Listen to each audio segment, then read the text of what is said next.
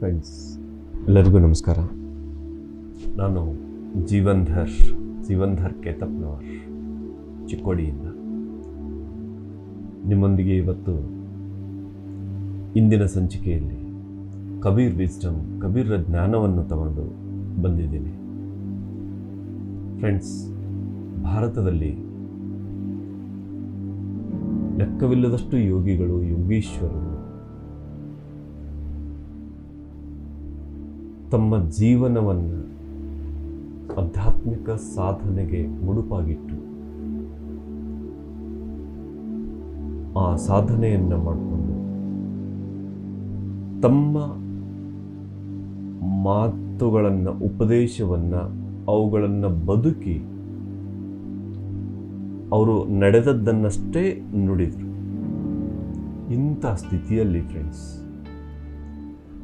ನಾವು ಒಬ್ಬೊಬ್ಬರಾಗಿ ಭಾರತದ ಸಂತರನ್ನು ನಾವು ನೆನೆಸ್ಕೊಳ್ತಾ ಹೋಗೋಣ, ಅವರ ಜ್ಞಾನವನ್ನು ಪಡ್ಕೊಳ್ತಾ ಹೋಗೋಣ. ಇವತ್ತು ಕಬೀರ್ರ ಜ್ಞಾನವನ್ನು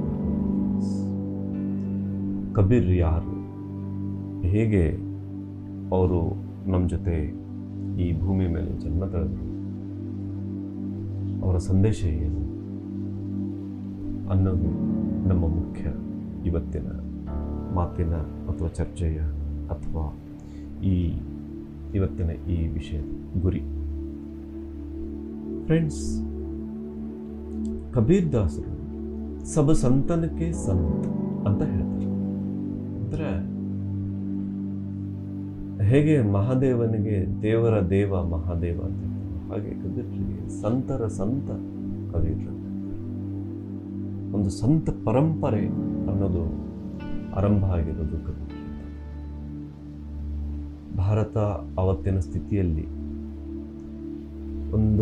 ಒಂದು ದಿಕ್ಕು ಕಾಣದ ಸ್ಥಿತಿಯಲ್ಲಿ, ರಾಜಕೀಯವಾಗಿ, ಸಾಮಾಜಿಕವಾಗಿ, ಧಾರ್ಮಿಕವಾಗಿ, ಆಧ್ಯಾತ್ಮಿಕವಾಗಿ ಯಾವುದೋ ಒಂದು ನಿಶ್ಚಿತ ಗುರಿಗಳಿಲ್ಲದಂಥ ಸ್ಥಿತಿ. ಅಂಥ ಸ್ಥಿತಿನಲ್ಲಿ ಇಡೀ ಭಾರತಕ್ಕಷ್ಟೇ ಅಲ್ಲ, ಅವರ ಉಪದೇಶಗಳು ಇಡೀ ಜಗತ್ತಿಗೆ ಒಂದು ಮಾರ್ಗದರ್ಶನ ಆಗಿದೆ. ಹಾಗಾದರೆ ಅವರೇನು ಬಹಳ ಕಲಿತವರೇನು, ದೊಡ್ಡ ಪರಂಪರೆಯಿಂದ, ದೊಡ್ಡ ಮಂಥನದಿಂದ ಬಂದವರೇನು ಅಂತ ಸಹಜವಾಗಿ ಎಲ್ಲರಲ್ಲಿ ಪ್ರಶ್ನೆ ಇರ್ಬೋದು.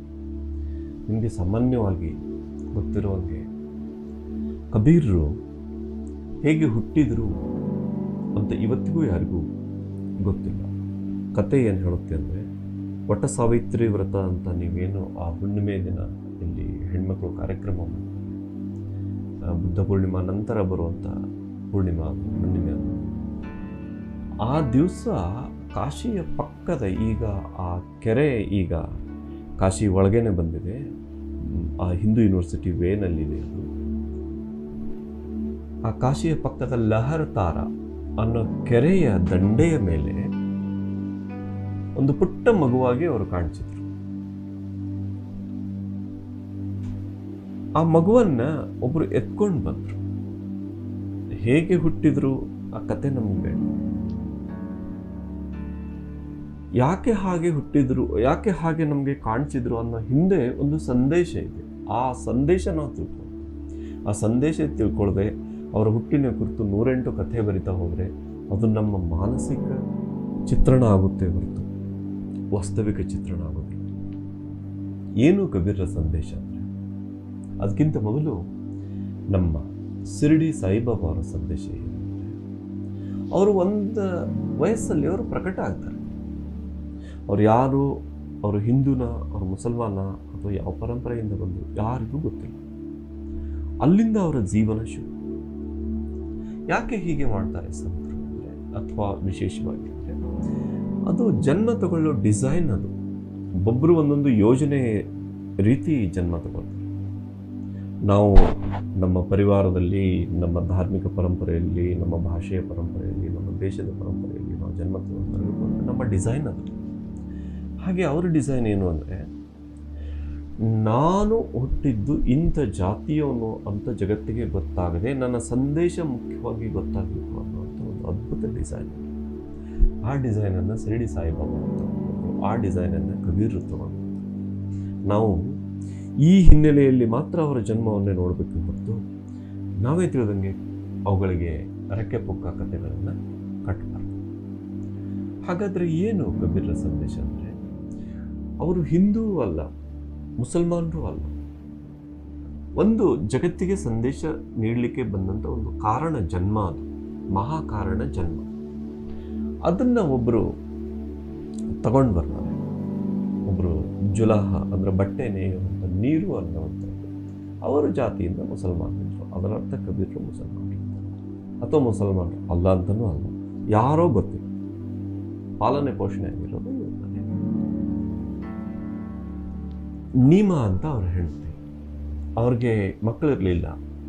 ಈ ಮಗುವನ್ನು ನೋಡ್ತಿದ್ದಂಗೆ ಅವ್ರಿಗೆ ನಾನು ಈ ಮಗುವನ್ನು ಜೋಪಾನ ಮಾಡ್ತೀನಿ ಅಂತ ಅವ್ರ ಹೆಂಡತಿ ನೀಮಾ ನಿರ್ಣಯ ಮಾಡಿ ಜೋಪಾನ ಮಾಡೋದಕ್ಕೆ ಶುರು ಮಾಡ್ತಾರೆ.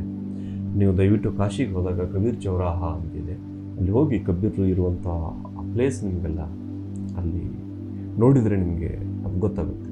ಅಲ್ಲೆಲ್ಲ ನೇಕಾರರ ಮನೆಗಳಿತ್ತು. ಅವರೆಲ್ಲರೂ ಹೇಳಿದರು, ಯಾರ್ದೋ ನಾಸ್ತಿಕ ಕಾಫಿರ್ ಕ ಬಚ್ಚ ಯಾಕೆ ತಗೊಂಡು ಬಂದೆ ನೀನು ಇದನ್ನು, ನಾವು ನಮ್ಮ ಮಕ್ಕಳನ್ನು ಕೊಟ್ಟಿದ್ದೀವಲ್ಲ ನಿಮಗೆ, ಮಕ್ಕಳನ್ನು ಜೋಪಾನ ಮಾಡಬೇಕು ಅನ್ನೋ ಇಷ್ಟ ಇದೆ ಅಂತ ಹೇಳಿ ಇವರು ಒಪ್ಪಲಿಲ್ಲ. ನಾನು ಇದನ್ನೇ ಜೋಪಾನ ಮಾಡ್ತೀನಿ, ಈ ಮಗುವನ್ನೇ ಜೋಪಾನ ಮಾಡ್ತೀನಿ ಅಂತ. ಆ ತಂದೆ ತಾಯಿಗೆ ಇರೋದು ಉಪಜೀವನಕ್ಕೆ ಒಂದು ಮಗ್ಗ, ಅವರು ಬಟ್ಟೆ ನೇಯ್ದು ಧೋತಿ ಅಂತಾರೆ, ಅದು ಕಲರ್ ಹಾಕಿದರೆ ಸೀರೆ, ಕಲರ್ ಹಾಕಿದರೆ ಧೋತಿ. ಸೊ ಆ ಬಟ್ಟೆನ ಮಾರ್ಕೆಟಿನಲ್ಲಿ ಕಾಶಿಯಲ್ಲಿ ಹೋಗಿ ವ್ಯಾಪಾರ ಮಾಡಿ ಅವತ್ತಿಗೆ ಏನು ಬೇಕೋ ಅದನ್ನು ಜೀವನೋಪಾಯಕ್ಕೆ ತಗೊಂಡು ಬರ್ತಿದ್ರು. ಅಂಥ ಪರಿವಾರದಲ್ಲಿ ಅವ್ರ ತಂದೆ ತಾಯಿಗಳು ಅಂಥ ಸಾಕು ತಂದೆ ತಾಯಿಗಳು ಅವ್ರೇನು ಕಲ್ತವ್ರಲ್ಲ. ಕಬೀರ್ಗೂ ಕೂಡ ಏನೋ ಅವರು ಅಕ್ಷರಜ್ಞಾನ ನೀಡಲಿಲ್ಲ. ಸೊ ಕಬೀರು ಹಾಗೆ ಪಾಡ್ಕೊಂಡು ಹಾಗೆ ಬೆಳೆದರು.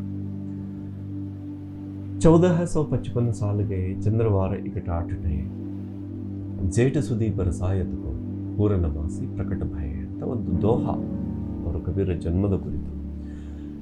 1455 ಸಂವತ್, ಒಂದು ವರ್ಷ ಆದಮೇಲೆ ಅಂದರೆ 1456ರಲ್ಲಿ ಅವರು ಜನ್ಮ ತಗೊಂಡ್ರು.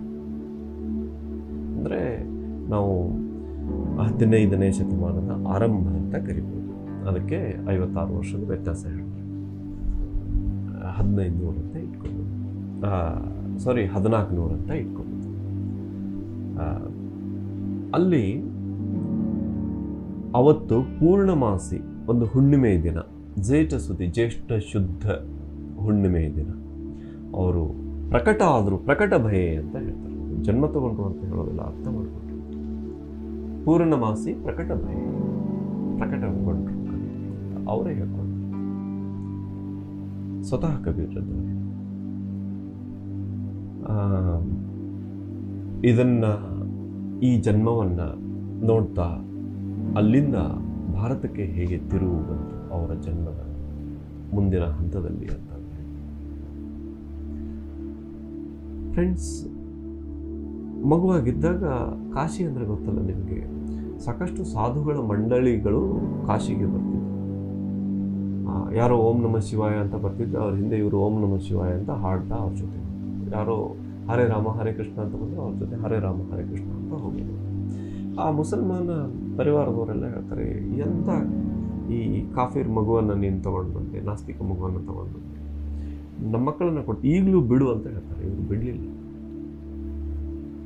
ಅವರ ಜನ್ಮ ತಗೊಂಡ ಕ್ಷಣದಲ್ಲಿ ಒಂದು ಹೆಸರಿಡೋ ಪರಂಪರೆ ಬಂದಾಗ ಕೂಡ ಅವರು ತೆಗೆದು ನೋಡಿದರೆ ಮೌಲ್ವಿ ಬಂತು, ಕಬೀರ್ ಅಂತ ಬಂತು, ಅವರು ಇಡೋದಕ್ಕೆ ಒಪ್ಪಲಿಲ್ಲ.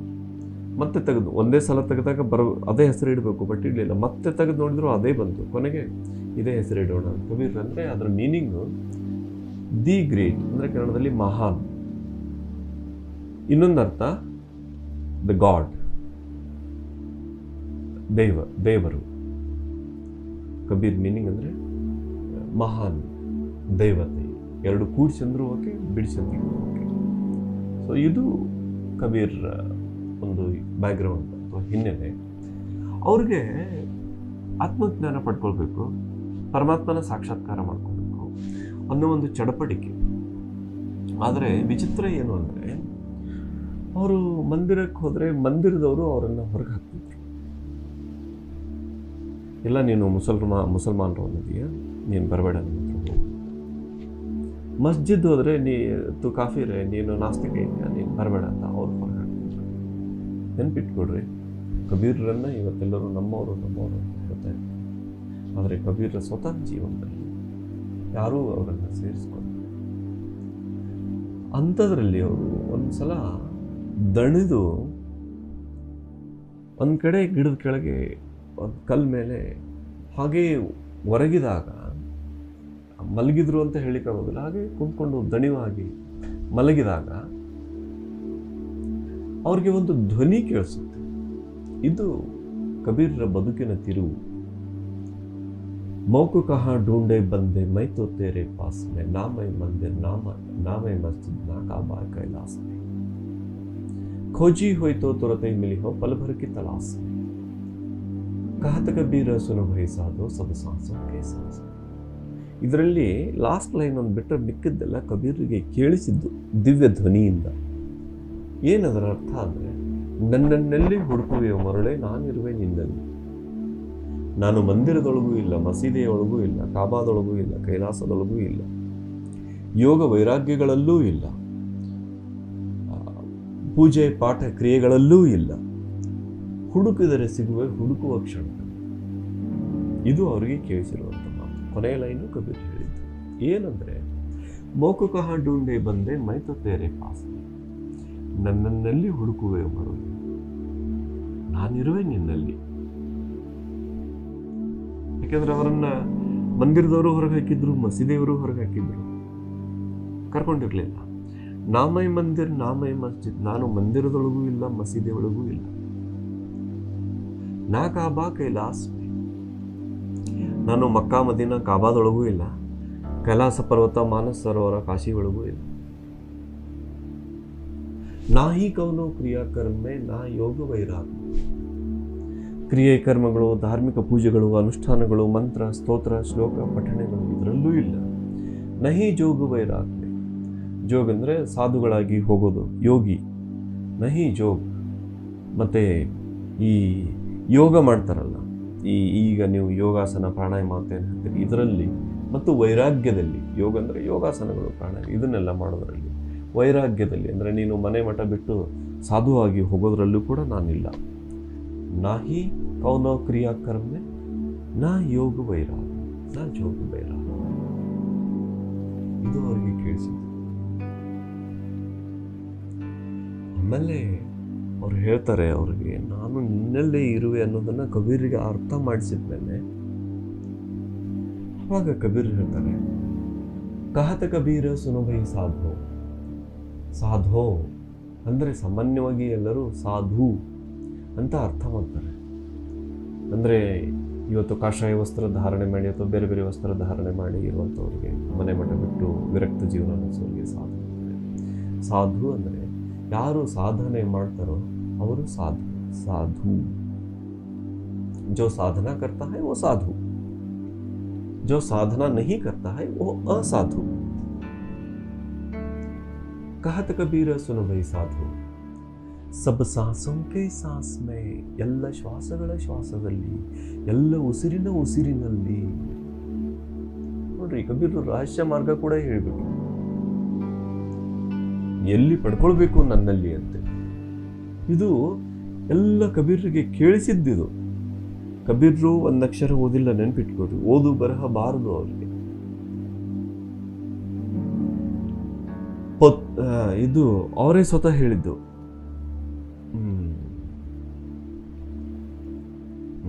ಹೇಳ್ತೀನಿ, ಸಮಯ ಬಂದಾಗ ನೆನಪಾಗ ಹೇಳ್ತೀನಿ. ಕಾಗದ ಮಸಿ ಚೂವೋ ನೈ ಕಲಂ ಗಯೋನ ಹಾತ್ ಅಂತ. ನಾನು ಈ ಕಾಗದ ಅಂದರೆ ಶಾಸ್ತ್ರ, ನಾನು ಬರೆಯೋದಕ್ಕೆ ಕಾಗದ ಮಸಿ ಹಿಡ್ಕೊಂಡು ನಾನು ಅದನ್ನು ಸ್ಪರ್ಶ ಮಾಡಿದವನಲ್ಲ, ಮುಟ್ಟಿದವನಲ್ಲ.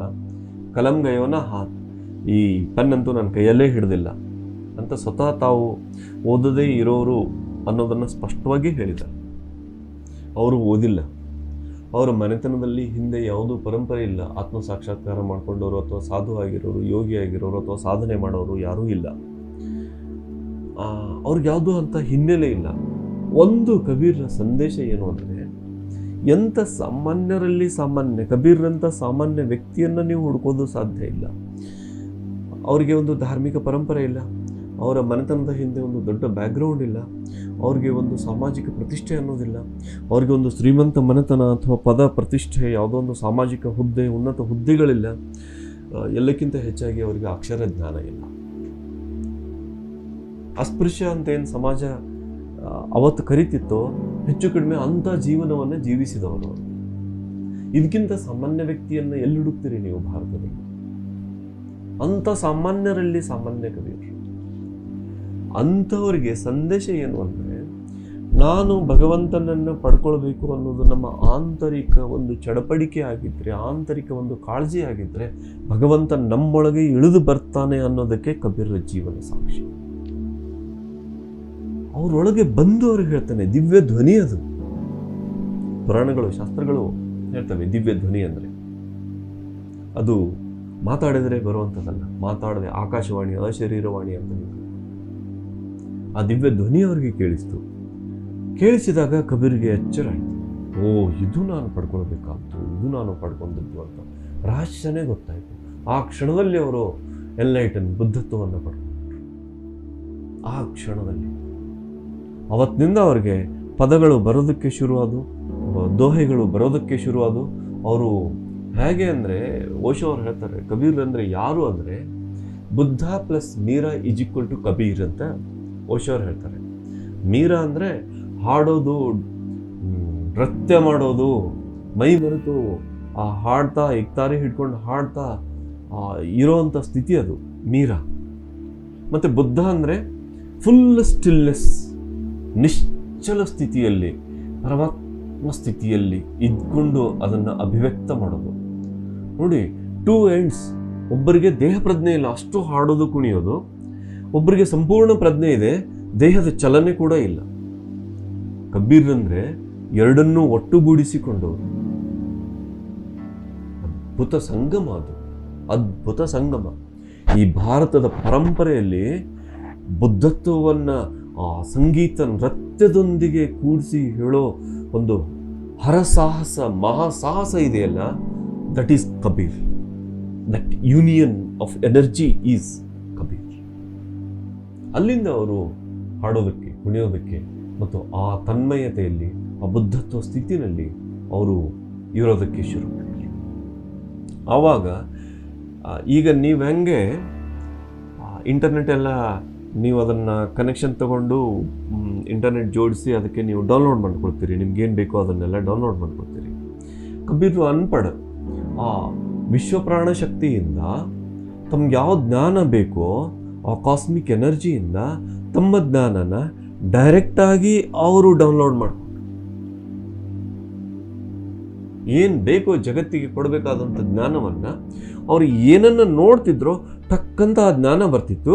ಅಲ್ಲಿ ಅದನ್ನ ಹಾಡ್ತಾ ಕುಣಿತಾ ನೃತ್ಯ ಸಂಪೂರ್ಣ ಆ ತನ್ಮಯ ಸ್ಥಿತಿಯಲ್ಲಿ ಅದನ್ನು ಸಂದೇಶ ಹೇಳಿಬಿಡ್ತಿದ್ರು. ಅವ್ರಿಗೆ ಅದನ್ನು ಹೇಳಬೇಕು ಅಂತ ಪೂರ್ವ ಯೋಜನೆ ಇಲ್ಲ, ಬಂದ ತಕ್ಷಣ ಆ ಫ್ಲೋ ಅಲ್ಲಿ ಹೇಳಿಬಿಡ್ತಿದ್ರು. ಅದಕ್ಕೆ ಕಬೀರ್ ಸಾಹಿತ್ಯ, ಕಬೀರ ಗ್ರಂಥಾವಳಿ ಅಂತ ಇಷ್ಟು ಗ್ರಂಥ ನಮಗೆ ಕಬೀರ್ರಿಂದ ಸಿಕ್ಕಿದೆ, ಅನ್ಪಡ್ ವ್ಯಕ್ತಿಯಿಂದ. ಇದು ನಮ್ಮ ಭಾರತದ ಪರಂಪರೆ ಫ್ರೆಂಡ್ಸ್. ವಿಶ್ವದ ಪ್ರಪ್ರಥಮ ಕವಿ ವಾಲ್ಮೀಕಿ. ಒಬ್ಬ ಸಾಹಿತ್ಯದ ವಿದ್ಯಾರ್ಥಿಯಾಗಿ ಈ ಮಾತನ್ನು ಹೇಳ್ತಾ ಇದ್ದೆ. ಗೊತ್ತಿರಲಿ, ನಾನು ಹಿಂದಿ ಪ್ರಾಧ್ಯಾಪಕ ಪದವಿ ಕಾಲೇಜ್ನಲ್ಲಿ. ಇನ್ನೊಂದು ವಿಷಯ ದಯವಿಟ್ಟು ಇದೇ ನೆನಪಿರಲಿ, ಇದೇ ಅಧ್ಯಾತ್ಮ, ಧ್ಯಾನ, ಶಾಕಾಹಾರ ಕುರಿತು ಕಬೀರನ್ನು ಇಟ್ಕೊಂಡು ಹಿಂದಿಯಲ್ಲಿ PhD ಮಾಡಿದ್ವಿ. ಧ್ಯಾನದ ಕುರಿತು ಭಾರತದಲ್ಲಿ ಫಸ್ಟ್ PhD. ಪ್ರಾಕ್ಟಿಕಲಿ ಅದು ಆ ಧ್ಯಾನ ಮಾರ್ಗದಲ್ಲಿ 20 ವರ್ಷ ಸಾಧನೆ ಮಾಡಿದ ಮೇಲೆ ಫ್ರೆಂಡ್ಸ್, ಭಾರತದ ಅಷ್ಟೇ ಅಲ್ಲ, ಇಡೀ ಪ್ರಪಂಚದ ಮೊಟ್ಟ ಮೊದಲ ಕವಿ ವಾಲ್ಮೀಕಿ. ನಾವು ವಾಲ್ಮೀಕಿ ಪರಂಪರೆಯನ್ನು ಕೂಡ ನೋಡ್ಬೋದು ಇಲ್ಲಿ ಕಬೀರರ ಜೊತೆಗೆ. ಯಾಕೆ ನೋಡಬೇಕು ಅಂದರೆ, ಅವರೂ ಕೂಡ ಒಬ್ಬ ಅನ್ಪಡ್ ವ್ಯಕ್ತಿ. ಅವರ ಹಿನ್ನೆಲೆ ಕತೆ 108 ಕತೆ ಜೋಡಿಸಿ ಹೇಳಿ, ಅವೆಲ್ಲ ಬೇಕಾಗಿಲ್ಲ ನಮಗೆ. ಅವರೊಬ್ಬ ಬೇಡ ಜಾತಿಯ ವ್ಯಕ್ತಿ, ಅನ್ಪಡ್ ವ್ಯಕ್ತಿ, ಹೊಟ್ಟೆ ತುಂಬಿಕೊಳ್ಳೋದಕ್ಕೆ ದಾರಿ ಹೋಕರನ್ನು ಹಿಡಿದು ಸುಲಿಗೆ ಮಾಡಿಕೊಂಡು ಪರಿವಾರದ ಹೊಟ್ಟೆ ತುಂಬಿಸ್ಕೊಂಡು ತನ್ನ ಜೀವನ ಮಾಡುವಂಥ ಒಬ್ಬ ಅವತ್ತಿನ ಒಂಥರ ದಾರಿ ಹೋಕರನ್ನು ಸುಲಿಗೆ ಮಾಡಿ ಬದುಕುವಂಥ ಒಬ್ಬ ಬೇಡ ಜನಾಂಗದ ವ್ಯಕ್ತಿ ಅಷ್ಟೇ, ಮತ್ತಿನ್ನೇನು ಕತೆ ಬೇಡ ಅದಕ್ಕೆ. ಅವರು ಒಬ್ಬ ಅನ್ಪಡ್, ಅವರು ಒಬ್ಬ ಏನಂತಾರೆ ಹೆಬ್ಬೆಟ್ಟಿನ ವ್ಯಕ್ತಿ, ಅಕ್ಷರ ಜ್ಞಾನ ಇಲ್ಲದೇ ಇರೋ ವ್ಯಕ್ತಿ. ಅವರಿಗೆ ರಾಮನಾಮ ಧ್ಯಾನದಲ್ಲಿ ಅವರಿಗೆ ಜ್ಞಾನೋದಯ ಆದಮೇಲೆ ಮುಂದೆ ಅದೇ ಸ್ಥಿತಿನಲ್ಲಿ ಅವರು ಬದುಕೋದಕ್ಕೆ ಶುರು ಮಾಡ್ತಾರೆ. ಪರಿವಾರವನ್ನು ಸಂಪೂರ್ಣ ಬಿಟ್ಟು ಋಷಿಯಾಗಿ ಬದುಕೋದಕ್ಕೆ ಶುರು ಮಾಡ್ತಾರೆ. ಆ ಕ್ರೌಂಚ ಪಕ್ಷಿಯ ಆ ವಿಯೋಗದಿಂದ ಯತ್ ಕ್ರೌಂಚ ಮಿಥುನ ದೇಶ ಅದು ಅಲ್ಲಿಂದ ಅವ್ರಿಗೆ ಆ ಶ್ಲೋಕ ಬರೋದಕ್ಕೆ ಶುರು. ತಕ್ಕಂತ ಅವ್ರಿಗೆ ಆಶ್ಚರ್ಯ ಅದು. ಆಮೇಲೆ ಅವ್ರಿಗೆ ಜ್ಞಾನ, ಹೌದು ನಿಮಗೆ ಇದು ಮಾಡಬೇಕಾಗಿದೆ, ಯು ಡೂ ಇಟ್ ಅಂತ ಅವರು ಆವಾಗ ಬರೆಯೋದಕ್ಕೆ ಶುರು ಮಾಡಿದರು. ಇವತ್ತು pyramid spiritual societies movement, Valmiki ಅವರು ಏನು ಮಾಡಿದಾರೋ, ಕಬೀರ್ ಅವರು ಏನು ಮಾಡಿದಾರೋ, ಇವತ್ತು ಪಿರಮಿಡ್ ಸ್ಪಿರಿಚುವಲ್ ಸೊಸೈಟೀಸಲ್ಲಿ ಸಾವಿರಾರು ಮಾಸ್ಟರ್ಸು ಅದನ್ನು ಮಾಡ್ತಾ ಇದ್ದಾರೆ. ಆ ಚಾನಲಿಂಗ್ ಮಾಡೋದು, ಆ ಜ್ಞಾನವನ್ನು ಪಡ್ಕೊಳ್ಳೋದು, ಆ ಜ್ಞಾನವನ್ನು ಬರೆಯೋದು, ಆ ಮೇನ್ ಆ ಮಹಾಜ್ಞಾನವನ್ನು ಡೌನ್ಲೋಡ್ ಮಾಡಿಕೊಂಡು ಜಗತ್ತಿಗೆ ನೀಡೋ ಕೆಲಸ ಮಾಡ್ತಾ ಇದ್ದಾರೆ. ಇವತ್ತು ಅದೇ ಧ್ಯಾನ ಶಕ್ತಿಯಿಂದ ಅವರೇನು ವಾಲ್ಮೀಕಿ ಮಾಡಿದರೋ, ಅದೇನು ಕಬೀರರು ಮಾಡಿದರೋ, ಅದೇ ಧ್ಯಾನ ಶಕ್ತಿಯಿಂದ ಇವತ್ತು ಪಿರಮಿಡ್ ಸ್ಪಿರಿಚುವಲ್ ಸೊಸೈಟೀಸ್ ಮೂವ್ಮೆಂಟ್ ಭೂಮಂಡಲದ ಮೇಲೆ ಕಾರ್ಯನಿರ್ವಹಿಸ್ತಾ ಇದೆ. ಇದಕ್ಕೆ ಮಹಾ ಚಾಲನೆ ಶಕ್ತಿಯಾಗಿರೋರು ಬ್ರಹ್ಮರ್ಷಿ ಪಿತಾಮಹ ಪತ್ರಿಜಿಯವರು.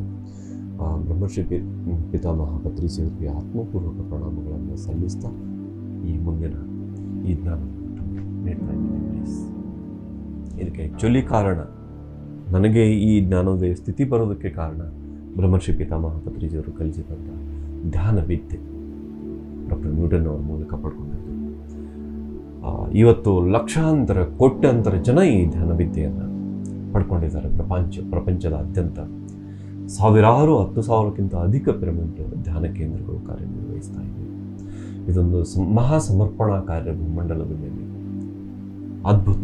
ಈ ಕುರಿತು ಮಾತಾಡ್ತಾ ಹೋಗೋಣ. ಒಂದು ಧ್ಯಾನ ಭೂಮಂಡಲ, ಶಾಕಾಹಾರ ಭೂಮಂಡಲ, ಜ್ಞಾನ ಭೂಮಂಡಲ, ಪಿರಮಿಡ್ ಭೂಮಂಡಲ, ಸ್ವಾಧ್ಯಾಯ ಮೂಲಕ ಜ್ಞಾನ ಭೂಮಂಡಲ, ಮತ್ತು ಪಿರಮಿಡ್ ಎನರ್ಜಿ ಮೂಲಕ ಪಿರಮಿಡ್ ಭೂಮಂಡಲ.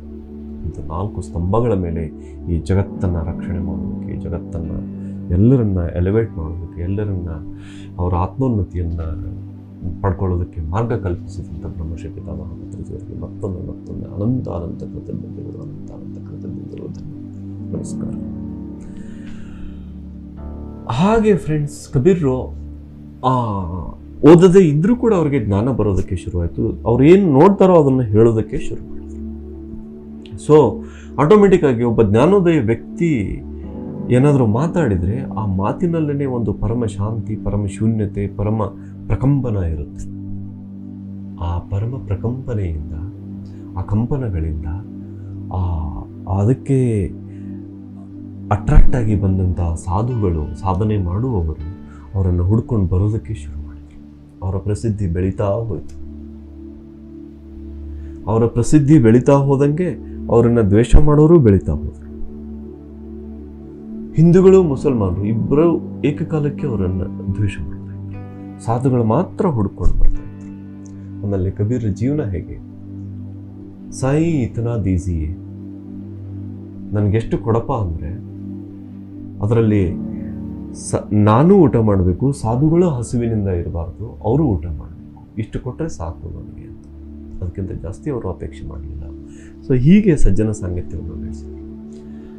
ಇಲ್ಲಿ ಒಂದು ಮಾತನ್ನು ಹೇಳಬೇಕು ಮಿತ್ರರೇ, ನಾವೆಲ್ಲ ತಿಳ್ಕೋಬೇಕು. ಕಬೀರ್ರ ಜ್ಞಾನವನ್ನು ನಾವು ಓದಿದಾಗ ನಾಮಸ್ಮರಣೆಯನ್ನು ಹೇಳಿದಾರಲ್ಲ ಅವರು, ಸುಮಿರನ್ನು ಹೇಳಿದಾರಲ್ಲ, ರಾಮನಾಮ ಸ್ಮರಣೆಯನ್ನು ಹೇಳಿದಾರಲ್ಲ, ಪ್ರತಿ ಮಾತಿಗೆ ಅವರು ರಾಮ ಅಂತಿದಾರಲ್ಲ ಅಂತ ನಿಮಗೆ ಪ್ರಶ್ನೆ ಬರ್ಬೋದು. ರಾಮಕೃಷ್ಣ ಪರಮಹಂಸರ ವಚನ ವೇದ ಅಂತ ಒಂದು ಬುಕ್ ಇದೆ, 2 ವ್ಯಾಲ್ಯೂಮಲ್ಲಿ, ಎಲ್ಲ ಭಾಷೆಯಲ್ಲಿದೆ. ಮಾಸ್ಟರ್ ಎಂ ಅವರು ಬರೆದಿರೋದು. ಅದನ್ನು ನೀವು ಓದಿದರೆ ಗೊತ್ತಾಗ್ತದೆ. ಏನಂದರೆ, ಈ ಮಹಾನ್ ಋಷಿಗಳು ಕೆಲವರು ನಾಮಸ್ಮರಣೆಯನ್ನು ಯಾಕೆ ಸಾಮಾನ್ಯವಾಗಿ ಹೇಳಿದರು ಮತ್ತು ನಾಮಸ್ಮರಣೆಯನ್ನು ಮಾಡ್ತಾ ಇದ್ರು. ನೀವು ಕಬೀರ್ ಮಠಕ್ಕೆ ಹೋದರೆ ನೋಡ್ತೀರಿ, ಕಬೀರ್ ಚೌರಾದಲ್ಲಿ ಅವರ ವಸ್ತುಗಳೆಲ್ಲ ಇನ್ನೂ ಅಲ್ಲಿ ಪ್ರಿಸರ್ವ್ ಮಾಡಿಟ್ಟಿದ್ದಾರೆ. ಎಷ್ಟು ದೊಡ್ಡ ನಾಮಸ್ಮರಣೆ ಅಂದರೆ ಆ ಮಾಲೆನೇ ಎಷ್ಟು ದೊಡ್ಡ, ಈಗ ರೌಂಡಾಗಿ ಈ ರೂಮ್ ತುಂಬ, ಈಗ ಈ ಸ್ಟುಡಿಯೋ ತುಂಬ ಅದು ರೌಂಡ್ ಆಗೋಷ್ಟು ದೊಡ್ಡ ಮಾಲೆ. ಅಂದರೆ ಅದರ ಅರ್ಥ ಏನು? ಸಾಧುಗಳು ಬಂದು ಕುಂತ್ರೆ ಎಲ್ಲರೂ ಒಂದೇ ಮಾಲೆ ಹಿಡಿಯೋದು ಮತ್ತು ನಾಮಸ್ಮರಣೆ ಮಾಡ್ತಾ ಅದನ್ನು ಪಾಸ್ ಮಾಡೋದು, ಅಂಥ ದೊಡ್ಡ ಮಾಲೆ ಅದು. ಸೊ ಬಂದವರೆಲ್ಲ ನಾಮಸ್ಮರಣೆ ಮಾಡ್ತಾ ಕೂತ್ಕೊಳ್ಳೋದು. ಯಾಕೆ ಇದು ನಾಮಸ್ಮರಣೆ ಅಂದರೆ, ಅನಾವಶ್ಯಕ ಮಾತುಗಳಿಂದ ಮುಕ್ತಿಯನ್ನು ಹೊಂದಲು, ಪ್ರಜಲ್ಪರಾಹಿತ್ಯ ಸ್ಥಿತಿಯನ್ನು ಪಡ್ಕೊಳ್ಳಲು. ಬ್ರಹ್ಮರ್ಷಿ ಪಿತಾಮಹ ಪತ್ರಿಜಿಯವರು ನಮ್ಗೆ ಹೇಳ್ತಾರೆ, ಪ್ರಜಲ್ಪರಾಹಿತ್ಯ ಸ್ಥಿತಿ ಇರಬೇಕು ಅಂತ. ಆ ಪ್ರಜಲ್ಪ ಅಂದ್ರೆ ಅನವಶ್ಯಕ ಮಾತುಗಳಿಂದ ನಾವು ಮುಕ್ತಿಯನ್ನು ಹೊಂದಲಿಕ್ಕೆ ನಾಮಸ್ಮರಣೆಯನ್ನು ಒಂದು ಸಾಧನವಾಗಿ ಬೆಳೆಸಿದರು. ಬಹಳಷ್ಟು ಮಹಾತ್ಮರು ನಾಮಸ್ಮರಣೆಯನ್ನು ಒಂದು ಸಾಧನವಾಗಿ ಬೆಳೆಸಿದರು. ರಾಮಕೃಷ್ಣ ಪರಮಹಂಸರು ಬಹಳ ಜನ ಅವರನ್ನು ಭೇಟಿಯಾಗಲಿಕ್ಕೆ ಬರ್ತಿದ್ದಂತೆ ಅವರು ಡ್ಯಾನ್ಸ್ ಮಾಡೋದಕ್ಕೆ ಶುರು ಮಾಡ್ತಿದ್ರು, ಹಾಡೋದಕ್ಕೆ ಶುರು ಮಾಡ್ತಿದ್ರು, ಆ ಕುಮಾರಿಯಲ್ಲಿ ಹೋಗಿಬಿಡ್ತಿದ್ರು. ಅವರು ಶಿಷ್ಯರಿಗೆ ಹೇಳ್ತಿದ್ರು, ನೀನು ಇದನ್ನು ಹಾಡು ಅಂತ. ಸೊ ಅವರು ಹಾಡೋದಕ್ಕೆ ಶುರು ಮಾಡಿದರೆ ಇವರು ಇದರಲ್ಲಿ ಹೋಗಿಬಿಡೋರು. ಅಂದರೆ ಎಲ್ಲ ರೀತಿಯ ಅನವಶ್ಯಕ ಮಾತುಗಳಿಂದ ಮುಕ್ತರಾಗಲು ಅವರು ಈ ಮಾರ್ಗವನ್ನು ತಮ್ಮ ಒಳಗಿನ ದೈವಿ ಸ್ಥಿತಿಯನ್ನು, ಆ ಜ್ಞಾನೋದಯದ ಸ್ಥಿತಿಯನ್ನು, ಆ ಅವೇರ್ನೆಸ್ ಸ್ಥಿತಿಯನ್ನು ಕಾಪಾಡ್ಕೊಳ್ಳೋದಕ್ಕೆ ಇದನ್ನು ಒಂದು ಪ್ರೊಟೆಕ್ಷನ್ ಆಗಿ ಅವರು ಬಳಸ್ಕೊಳ್ತಾ ಇದ್ರು. ಭಾರತದಲ್ಲಿ ಇನ್ನೊಬ್ಬ ಮಹರ್ಷಿ, ಅದ್ಭುತವಾದ ಮಹರ್ಷಿ ಇದ್ದಾರೆ ಫ್ರೆಂಡ್ಸ್. ಇಲ್ಲಿ ನಾನು ಅವರನ್ನು ನಿಮಗೆ ನಾಮಸ್ಮರಣೆ ಮಹತ್ವ ತಿಳಿಬೇಕಾದ್ರೆ ಆ ಕಾಯಿನದ ಇನ್ನೊಂದು ಪಾರ್ಟು ಕೂಡ ನಿಮಗೆ ತಿಳಿದ್ರೆ ಇವ್ರು ಯಾಕೆ ನಾಮಸ್ಮರಣೆಯನ್ನು ಅಥವಾ ಇದೆಲ್ಲವನ್ನು ಈಗ ಹೇಳ್ತಾ ಇದ್ದೀನಲ್ಲ, ಇನ್ನೊಂದು ಯಾಕೆ ಇವರು ಹೀಗೆ ಮೇಂಟೈನ್ ಮಾಡಿದರು ಅಂತ ನಿಮ್ಗೆ ಗೊತ್ತಾಗುತ್ತೆ. ದೂರ್ವಾಸ ಮಹರ್ಷಿಗಳು ಒಂದು ಮಾತನ್ನು ನೆನಪಿಟ್ಕೊಳ್ರಿ. ಒಬ್ಬ ಧ್ಯಾನ ಸಾಧನೆ ಮಾಡ್ತಾ ಇರುವಂಥ ಒಬ್ಬ ವಿದ್ಯಾರ್ಥಿಯಾಗಿ ನಾನು ಹೇಳ್ತೀನಿ, ದೂರ್ವಾಸ ಮಹರ್ಷಿಗಳಿಗೆ ಎಳ್ಳಷ್ಟು ಕೋಪ ಇರಲಿಲ್ಲ. ಆದರೆ ನಮ್ಮ ಪ್ರಪಂಚದಲ್ಲಿ ಮಹಾಕೋಪಕ್ಕೆ ಪ್ರಸಿದ್ಧರು ದೂರ್ವಾಸ ಮಹರ್ಷಿಗಳು. ಯಾಕೆ ಗೊತ್ತಾ ಫ್ರೆಂಡ್ಸ್? ದೂರ್ವಾಸ ಮಹರ್ಷಿಗಳು ಕೋಪವನ್ನು ಒಂದು ರಕ್ಷಣಾ ಕವಚವನ್ನಾಗಿ, ಒಂದು ರಕ್ಷಣಾ ಗೋಡೆಯನ್ನಾಗಿ ಬಳಸ್ಕೊಂಡ್ರು ಪ್ರಜಲ್ಪರಾಹಿತ್ಯ ಸ್ಥಿತಿಗೆ. ಇಲ್ಲಾಂದರೆ ಆ ವರ ಕೊಡು ಈ ವರ ಕೊಡೋ ಸ್ಥಿತಿಗೆ ಜನ ಲೆಕ್ಕ ಇಲ್ಲದಷ್ಟು ಅದನ್ನು ಅವಾಯ್ಡ್ ಮಾಡೋದಕ್ಕೆ ಅವರು ಮಹಾಕೋಪವನ್ನು ಒಂದು ಒಂದು ಒಂದು ರಕ್ಷಣೆಯಾಗಿ ಇಟ್ಕೊಂಡ್ರು ಅಷ್ಟೇ ಹೊರತು ಅವ್ರ ಹತ್ರ ಕೋಪ ಇರಲಿಲ್ಲ, ಗೊತ್ತಿರಲಿಲ್ಲ. ಮಹಾನ್ ಸಾಧಕರು. ಈಗ ಬ್ರಹ್ಮಶ್ರೀ ಪಿತಾಮಹ ಪತ್ರಿಜಿಯವರನ್ನು ಆರಂಭದಲ್ಲಿ ನೋಡಿದವರಿದ್ದಾರೆ. ಎಷ್ಟು ಕೋಪ ಇತ್ತು ಅಂತ ಅವ್ರನ್ನ ಕೇಳಿದವರಿಗೆ ಭಯ ಬೀಳುವಷ್ಟು, ಅಂಜಿಕೆ ಬರುವಷ್ಟು ಅದು ಕೋಪ ಅದು. ಬಟ್ ಆ ಸರನ್ನು, ಅವರನ್ನು ಒಳಗಿನಿಂದ ನೋಡಿದವರಿಗೆ ಅವರ ಅಖಂಡ ಪರಮ ಪ್ರೇಮ, ದಿವ್ಯ ಪ್ರೇಮ, ಆ ಮಾತೃ ಹೃದಯ ಅರ್ಥ ಆಗುತ್ತೆ. ಸೊ ಯಾಕೆ ಇದು ಅಂದರೆ ಆ ದೂರ್ವಾಸ ಮಹರ್ಷಿಗಳ ಕೋಪ ಆಗಲಿ ಅಥವಾ ಕಬೀರ್ ನಾಮಸ್ಮರಣೆ ಅಥವಾ ರಾಮಕೃಷ್ಣ ಪರಮಹಂಸರ ನಾಮಸ್ಮರಣೆ, ಇವೆಲ್ಲ ಸಂತ ಮಹಂತರು ಹೇಳುವ ನಾಮಸ್ಮರಣೆ ಆಗಲಿ, ಇವು ಒಂದು ಸಾಧನಾ ಮಾರ್ಗದ ವಿಧಾನಗಳಾಗಿರದೆ ತಮ್ಮ ಸಾಧನಾ ಸ್ಥಿತಿಯನ್ನು ಕಾಪಾಡಿಕೊಳ್ಳೋದಕ್ಕೆ ಮತ್ತು ಪ್ರಜಲ್ಪರಾಹಿತ್ಯವನ್ನು ಮೇಂಟೈನ್ ಮಾಡೋದಕ್ಕೆ, ಆ ಸ್ಥಿತಿಯನ್ನು ಉಳಿಸ್ಕೊಳ್ಳೋದಕ್ಕೆ ಅವರು ಬಳಸ್ಕೊಂಡಿರೋ ವಿಧಾನಗಳಿವು. ಒಬ್ಬ ಧ್ಯಾನ ಸಾಧನೆಯ ಮಾರ್ಗದಲ್ಲಿರುವ ವಿದ್ಯಾರ್ಥಿಯಾಗಿ ಈ 20 ವರ್ಷಗಳ ನನ್ನ ಅನುಭವದ ಮಾತುಗಳು ಫ್ರೆಂಡ್ಸ್. ಸೊ ಇಲ್ಲಿ ಹಾಗಾದರೆ ಕಬೀರ್ ಏನನ್ನು ಟೀಚ್ ಮಾಡಿದರು ನಮಗೆ? ಏನನ್ನು ಟೀಚ್ ಮಾಡಿದರು ಅಂದರೆ, ಅವ್ರು ಏನನ್ನು ನೋಡಿದ್ರು ತಕ್ಷಣದಲ್ಲಿ ಅವ್ರಿಗೆ ಏನು ದಿವ್ಯ ಜ್ಞಾನ ಹೊಳಿತಿತ್ತೋ ಆ ಹೊಳೆದದ್ದನ್ನು ಅವರು ಹಾಡಿನ ಮೂಲಕ ಹೇಳಿಬಿಡ್ತಿದ್ರು. ಹೀಗೆ ಅವರೆಲ್ಲ ನಮಗೆ ಜ್ಞಾನ ಕೊಟ್ಕೊಂತ ಹೋದರು. ಸಾಕಷ್ಟು ಹೇಳಿದರು ಕಬೀರರು. ಅದೇನು ಸಾಮ, ದಾನ, ಭೇದ, ದಂಡ ಅಂತ ಹೇಳ್ತಾರಲ್ಲ, ಈ ಎಲ್ಲ ವಿಧಾನಗಳಲ್ಲಿ ಅವರು ಹೇಳಿದರು. ಏನು ಅಂದರೆ ನೋಡ್ರಿ, ಉದಾಹರಣೆಗಳು ಅವರು ಎಷ್ಟು ಅದ್ಭುತವಾಗಿದೆ. ಕಸ್ತೂರಿ ಕುಂಡಲಿ ಬಸೈ ಮೃಗಡೂಂಡೈ ವನಮಾಹಿ ಐಸೆ ಘಟಿಘಟಿ ರಾಮ ಹೈ ದುನಿಯಾ ದೇಖೈ ನಾಹಿ. ನೋಡ್ರಿ, ಹೇಗೆ ಕಸ್ತೂರಿ ಮೃಗದ ನಾಭಿಯಲ್ಲಿ ಕಸ್ತೂರಿಯ ಸುಗಂಧ ಇದೆಯೋ, ಕಸ್ತೂರಿ ಇದೆಯೋ, ಐಸೆ ಘಟಿಘಟಿ ರಾಮ ಹೈ. ಘಟಿ ಅಂದ್ರೆ ಪ್ರತಿಯೊಂದು ಜೀವದ ದೇಹ, ಅದಕ್ಕೆ ಘಟ, ಕುಂಭ, ಕೊಡ ಅಂತ ಕರೀತಾರೆ ಅವರು, ಬಿಂದಿಗೆ. ಹಾಗೆ ಪ್ರತಿಯೊಂದು ಕೊಡದಲ್ಲಿಯೂ ಅಂದ್ರೆ ಪ್ರತಿಯೊಂದು ಈ ದೇಹದಲ್ಲಿಯೂ ರಾಮನಿದ್ದಾನೆ. ದುನಿಯಾ ದೇಖೈ ನಾಹಿ, ಈ ಜಗತ್ತು ತಿಳ್ಕೊಂಡಿಲ್ಲ, ನೋಡಿಲ್ಲ ಅಂತ.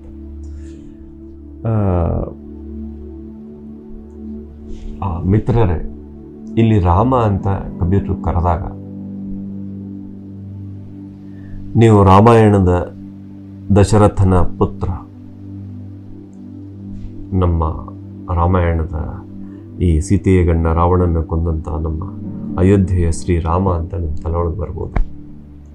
ಅವ್ರು ಹೇಳಿದ್ದು 4 ವಿಧದ ರಾಮ.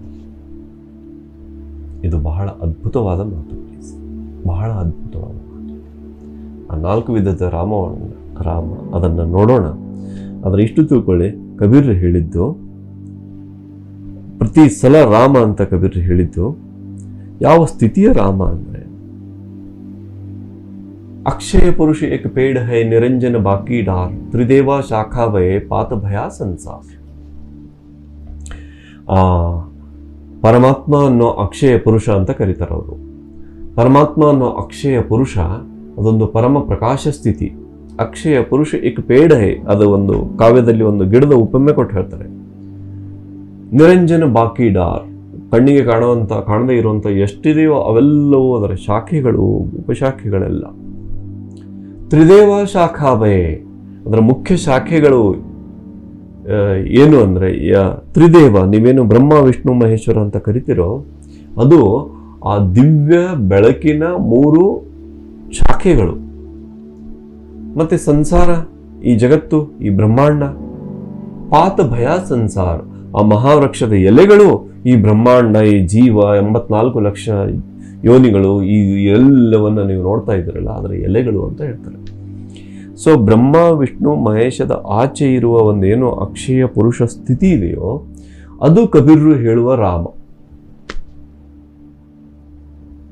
ಅದರ ಈಚೆ ಈ ತ್ರಿದೇವದ ಆಚೆ ನೀವು ಮತ್ತೆ ಬಂದ್ರೆ ಅವತಾರ ರಾಮ. ಹೀಗಾಗಿ ರಾಮ ಅಂತ ಹೇಳೋದು ಕಬೀರರು ಆ ಒಂದು ಸ್ಥಿತಿಗೆ, ಆ ದಿವ್ಯ ಬೆಳಕಿನ, ದಿವ್ಯ ಪರಮ ಆತ್ಮನ ಆ ಚೈತನ್ಯ ಸ್ಥಿತಿಗೆ ಕಬೀರರು ಬಳಸೋ ಶಬ್ದ ರಾಮ ಅಂತ.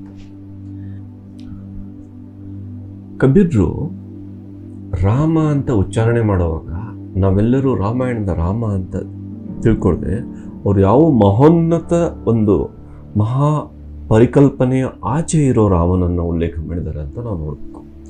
ಹೇಳ್ತಾರೆ, ಏಕ ರಾಮ ದಶರಥ ಕಾ ಬೇಟ, दूजा घट घट में बैठा,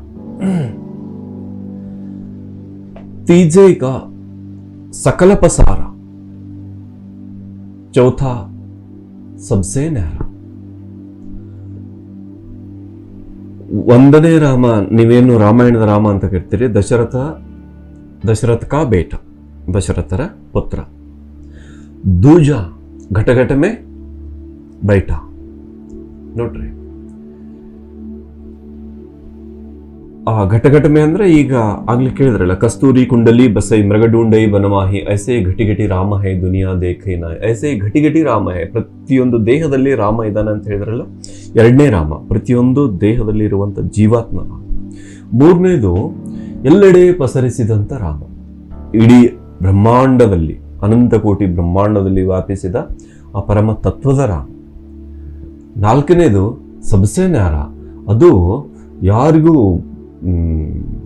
ಕಲ್ಪನೆ ಮಾಡೋದಕ್ಕೂ ಸಾಧ್ಯ ಇಲ್ಲದ ಆ ಊಹಾತೀತ, ಕಲ್ಪನಾತೀತ ಆ ಪರಬ್ರಹ್ಮ ಸ್ಥಿತಿ ಅದು. ಈ 4 ವಿಧದ ಒಂದೇ ಶಬ್ದದಲ್ಲಿ ರಾಮ ಅಂತ ಅವರು ಉಲ್ಲೇಖ ಮಾಡಿ ಹೇಳ್ತಾರೆ. ಈ ರಾಮ ಅಂತ ಯಾಕೆ ಉಲ್ಲೇಖ ಮಾಡ್ತಾರೆ? ಆ ಪರ ತತ್ವವನ್ನು ಹೇಳೋದಕ್ಕೆ ಒಂದು ಏನಾದರೂ ಶಬ್ದ ಬೇಕು.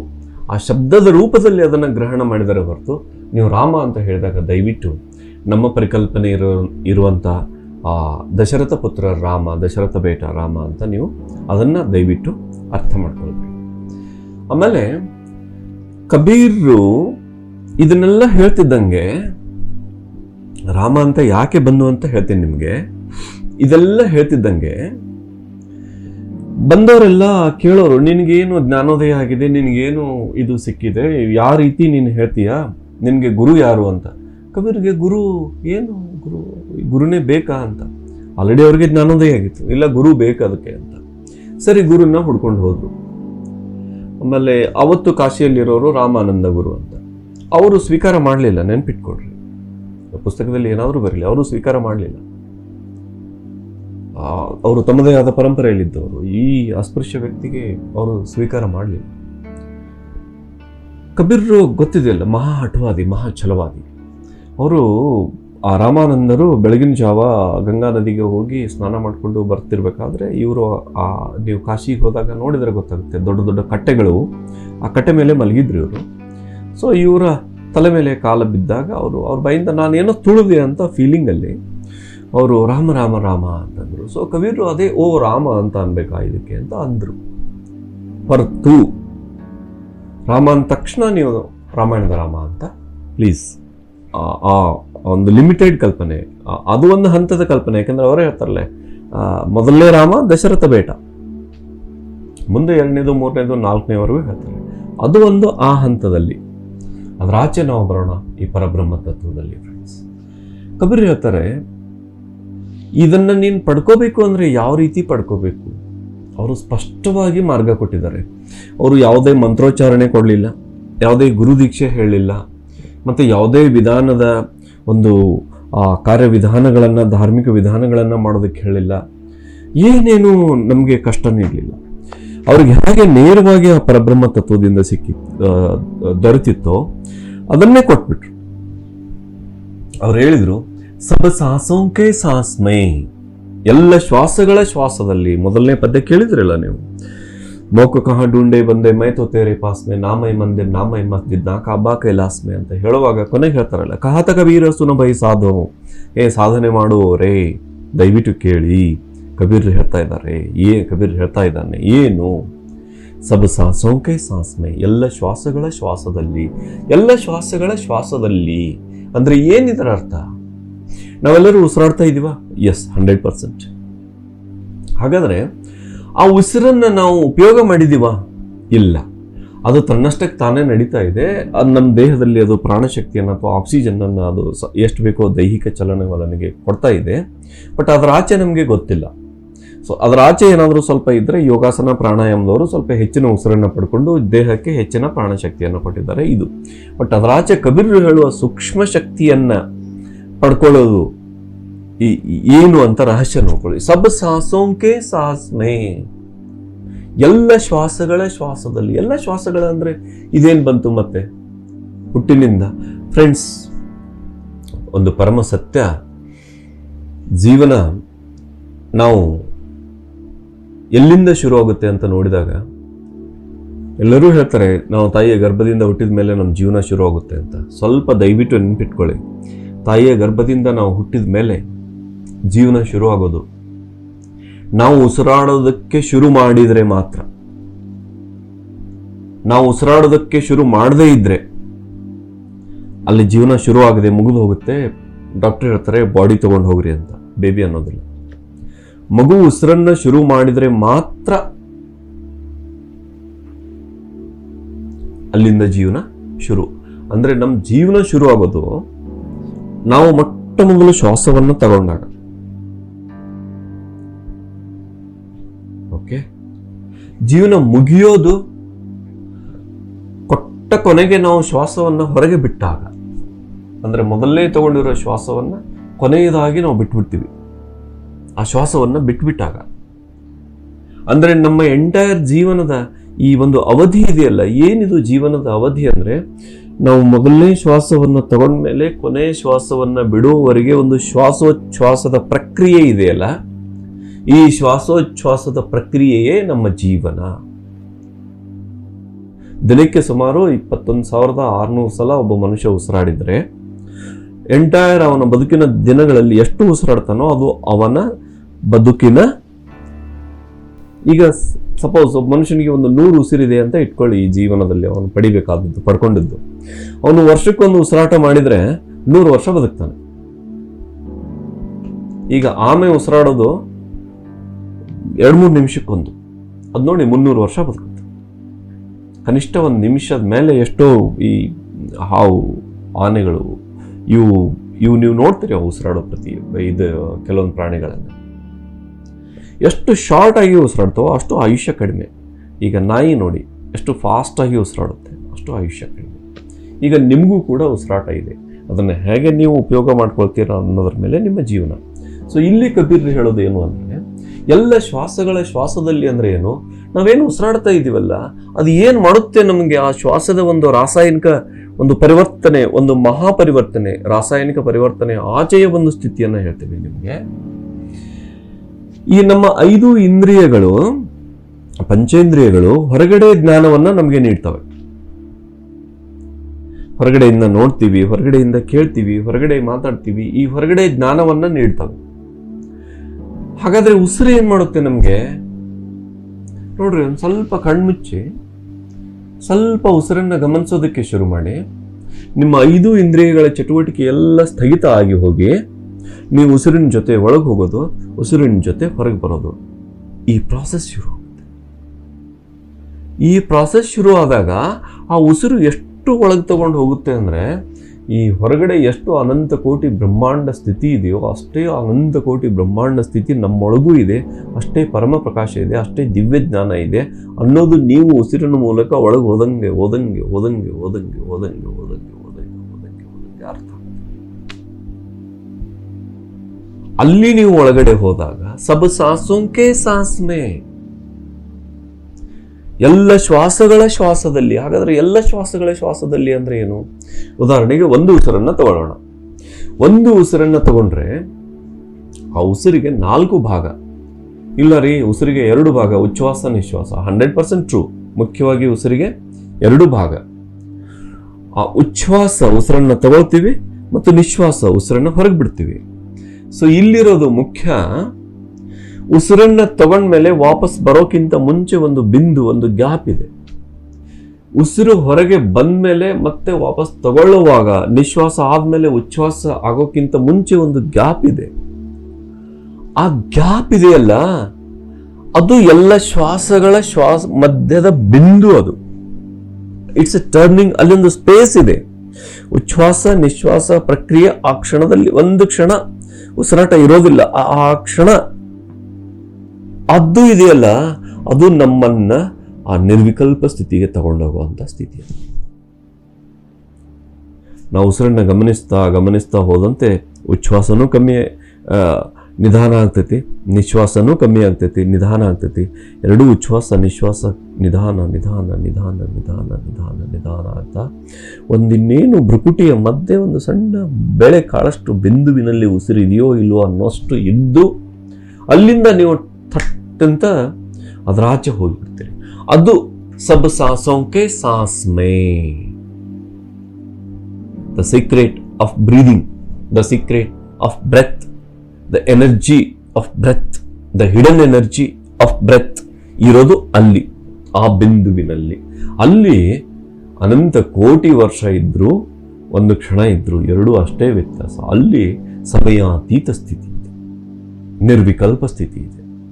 ಇದಕ್ಕೆ ಯಾವ ಮಂತ್ರೋಚ್ಚಾರಣೆ ಮಾಡೋ ಅಗತ್ಯ ಇಲ್ಲ, ಯಾವ ಗುರುಗಳ ಉಪದೇಶ ಬೇಕಾಗಿಲ್ಲ, ಯಾವುದೇ ಧಾರ್ಮಿಕ ಆಚರಣೆ ವಿಧಿವಿಧಾನಗಳ ಬೇಕಾಗಿಲ್ಲ, ಯಾವುದೇ ಮಡಿ ಮೈಲಿಗೆಗಳ ಜಂಜಾಟ ಇಲ್ಲ, ಯಾವುದೇ ಸ್ಪರ್ಶ ಅಸ್ಪೃಶ್ಯ ಅನ್ನೋದಿಲ್ಲ, ನೀವು ಓದು ಬರಹ ಕಲಿಬೇಕು ಅನ್ನೋದಿಲ್ಲ, ಅಥವಾ ನಿಮ್ಗೊಂದು ಇಂಥದ್ದೊಂದು ಏನೋ ಬ್ಯಾಕ್ಗ್ರೌಂಡ್ ಇರಬೇಕಂತ ಇಲ್ಲ, ಅಥವಾ ನೀವು ದೈಹಿಕವಾಗಿ ಸದೃಢ ಇರಬೇಕು, ದೈಹಿಕವಾಗಿ ಹೀಗೆ ಅಂತ ಇಲ್ಲ.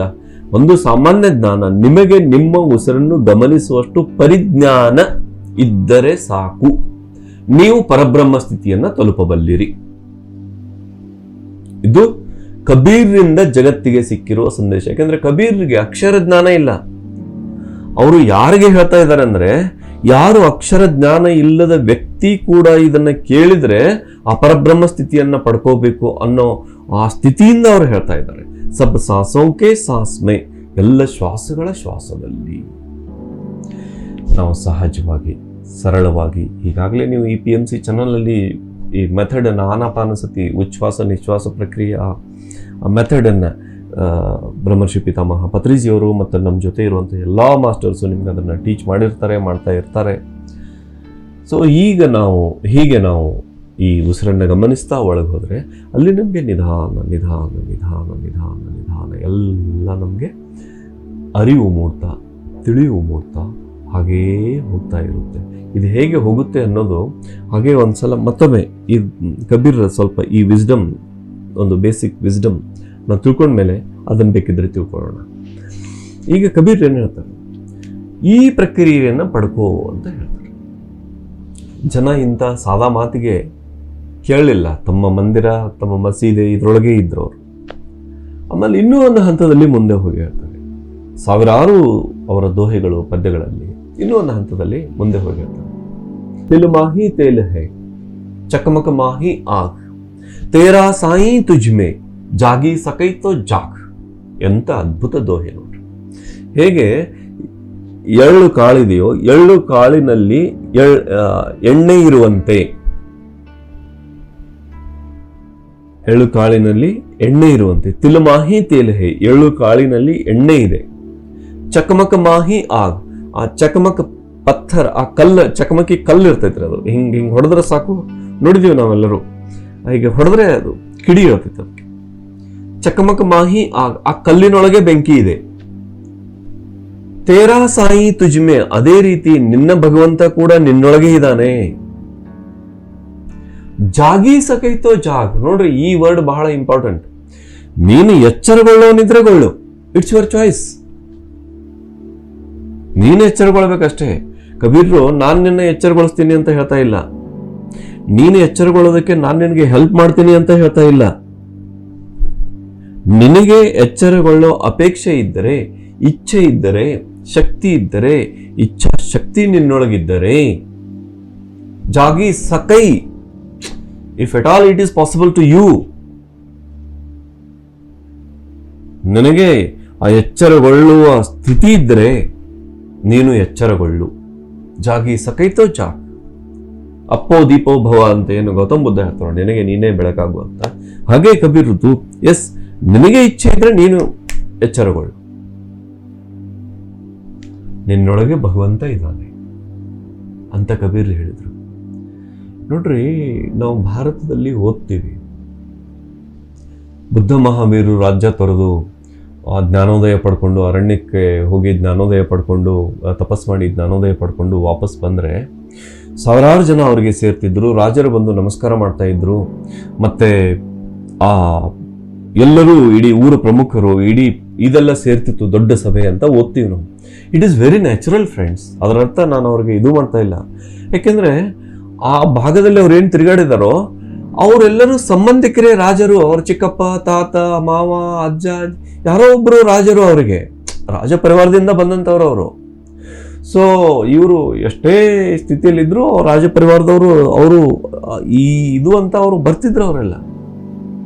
ಸೊ ಅವಾಗ ಆಟೋಮೆಟಿಕ್ ಆಗಿ ಎಲ್ಲ ಸಭೆ ಸೇರ್ತಿತ್ತು, ಎಲ್ಲರೂ ಕೇಳ್ತಿದ್ರು. It's a process. But Kabir ಏನಿದೆ, ಯಾವ ಬ್ಯಾಕ್ಗ್ರೌಂಡ್ ಇದೆ ಅಂಥದ್ರಲ್ಲಿ ಬಿಡದೇ ಕಬೀರ್ ಹೇಳಿದ್ರು. ಅವರೆಷ್ಟು ಅಡ್ಡಾಡಿದರೋ ಅಷ್ಟು ಎಲ್ಲ ಇವರು ತಿರುಗಾಡಿ ಹೇಳಿದರು. ಅವರ ಭಾಷೆಯ ಸಾಕ್ಷಿ, ಅವರಲ್ಲಿ ಪಂಜಾಬಿ ಶಬ್ದಗಳು, ಮರಾಠಿ ಶಬ್ದಗಳು, ಎಷ್ಟೆಲ್ಲ ಶಬ್ದಗಳು ಅವರ ಭಾಷೆಯಲ್ಲಿದೆ.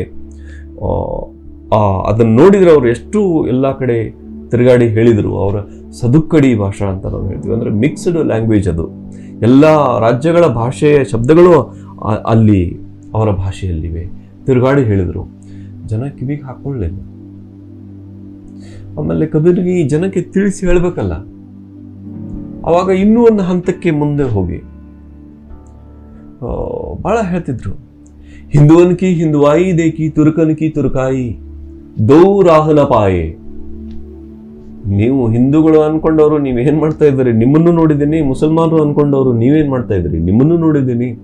ದೋ ರಾಹನ ಪಾಯೆ, ನೀವಿಬ್ರು ಮಾರ್ಗ ಕಂಡ್ಕೊಳ್ಳಿಲ್ಲ. ನೀವಿಲ್ಲೇ ತಗಲ್ ಹಾಕೊಂಡ್ಬಿಟ್ರಿ, ನೀವಿಲ್ಲೇ ಸಿಕ್ಕಾಕೊಂಡ್ಬಿಟ್ರಿ, ಇದರಿಂದ ಮುಕ್ತ ಆಗೋ ಸ್ಥಿತಿ ನಿಮಗೆ ಗೊತ್ತಿಲ್ಲ ಅಂತ ಸ್ಪಷ್ಟವಾಗಿ ಅವ್ರ ಮೇಲೆ ಕರುಣೆ ಇಟ್ಟು ಹೇಳಿ.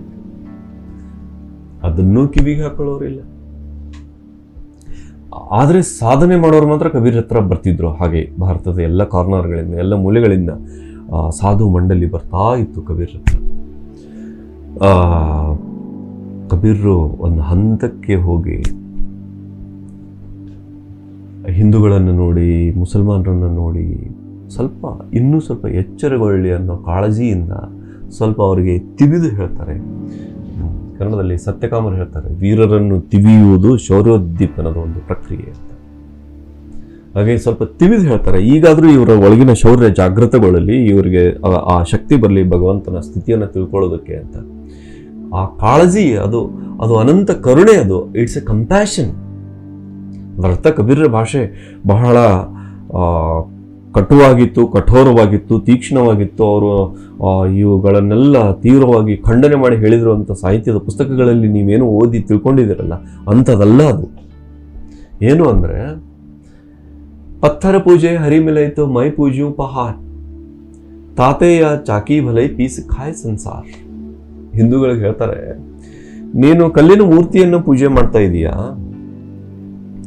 ಕಲ್ಲಿನ ಮೂರ್ತಿಯನ್ನ ಪೂಜೆ ಮಾಡಿದ್ರೆ ಭಗವಂತ ಸಿಗೋ ಹಾಗಿದ್ರೆ ನಾನು ಪರ್ವತನ್ನೇ ಪೂಜೆ ಮಾಡ್ತಿದ್ದೆ.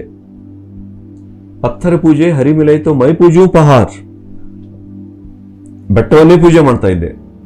ತಾತಯ್ಯ ಚಾಕಿ ಬಲಿ, ನಿನ್ನ ಕಲ್ಲಿನ ದೇವರ ಮೂರ್ತಿ ಅಂತ ನೀನೇನ್ ತಿಳ್ಕೊಂಡಿದೀಯೋ ಆ ಮೂರ್ತಿಗಿಂತ ಬೀಸುವ ಕಲ್ಲು ಶ್ರೇಷ್ಠ. ಯಾಕೆಂದ್ರೆ ಕನಿಷ್ಠ ಪಕ್ಷ ಜನ ಅದರಿಂದ ಕಾಳು ಬೀಸಿ ಹಿಟ್ಟು ಮಾಡಿ ಹೊಟ್ಟೆಗಾದ್ರೂ ತಿಂತಾರೆ ಅಂತ ಬೀಸುವ ಕಲ್ಲಿಗೆ ಶ್ರೇಷ್ಠತೆಯನ್ನು ನೀಡಿದರೆ ಹೊರತು ಈ ಮೂರ್ತಿ ಪೂಜೆಗೆ ಅವರು ಶ್ರೇಷ್ಠತೆಯನ್ನು ನೀಡಿಲ್ಲ. ಅಂದ್ರೆ ನೀನ್ ಇದನ್ನ ಮಾಡಿದ್ರೆ ಇದರ ನಿರರ್ಥಕತೆಯನ್ನ ಹೇಳಿದ್ರು ಅವರು. ಇದನ್ನ ಟೀಕೆ ಮಾಡಲಿಲ್ಲ, ಖಂಡನೆ ಮಾಡಲಿಲ್ಲ. ನಿಮ್ಮ ಪುಸ್ತಕಗಳಲ್ಲಿ ಓದಿರುವಂತೆ ಇದರ ನಿರರ್ಥಕತೆಯನ್ನ ಹೇಳಿದ್ರು. ಇದು ಮಾಡಿದ್ರೆ ನಿನಗೆ ಪರಮಾತ್ಮ ಸಿಗೋದಿಲ್ಲ, ಇದು ನಿರರ್ಥಕ ಅನ್ನೋದನ್ನ ತಿಳಿಸಿ ಹೇಳಿದ್ರು. ಆವಾಗ ಅವರು ಹಿಂದೂಗಳು ರೇ ಕಬೀರ್ ತೋ ಮುಸಲ್ಮಾನ ಇಸಿಲಿಯೇ ಹಮಾರಿ ನಿಂದಾ ಕರ್ ರಹಾ ಹೈ ಅಂತ ಅವರು ಇವರನ್ನ ವಿರೋಧ ಮಾಡಿದ್ರು.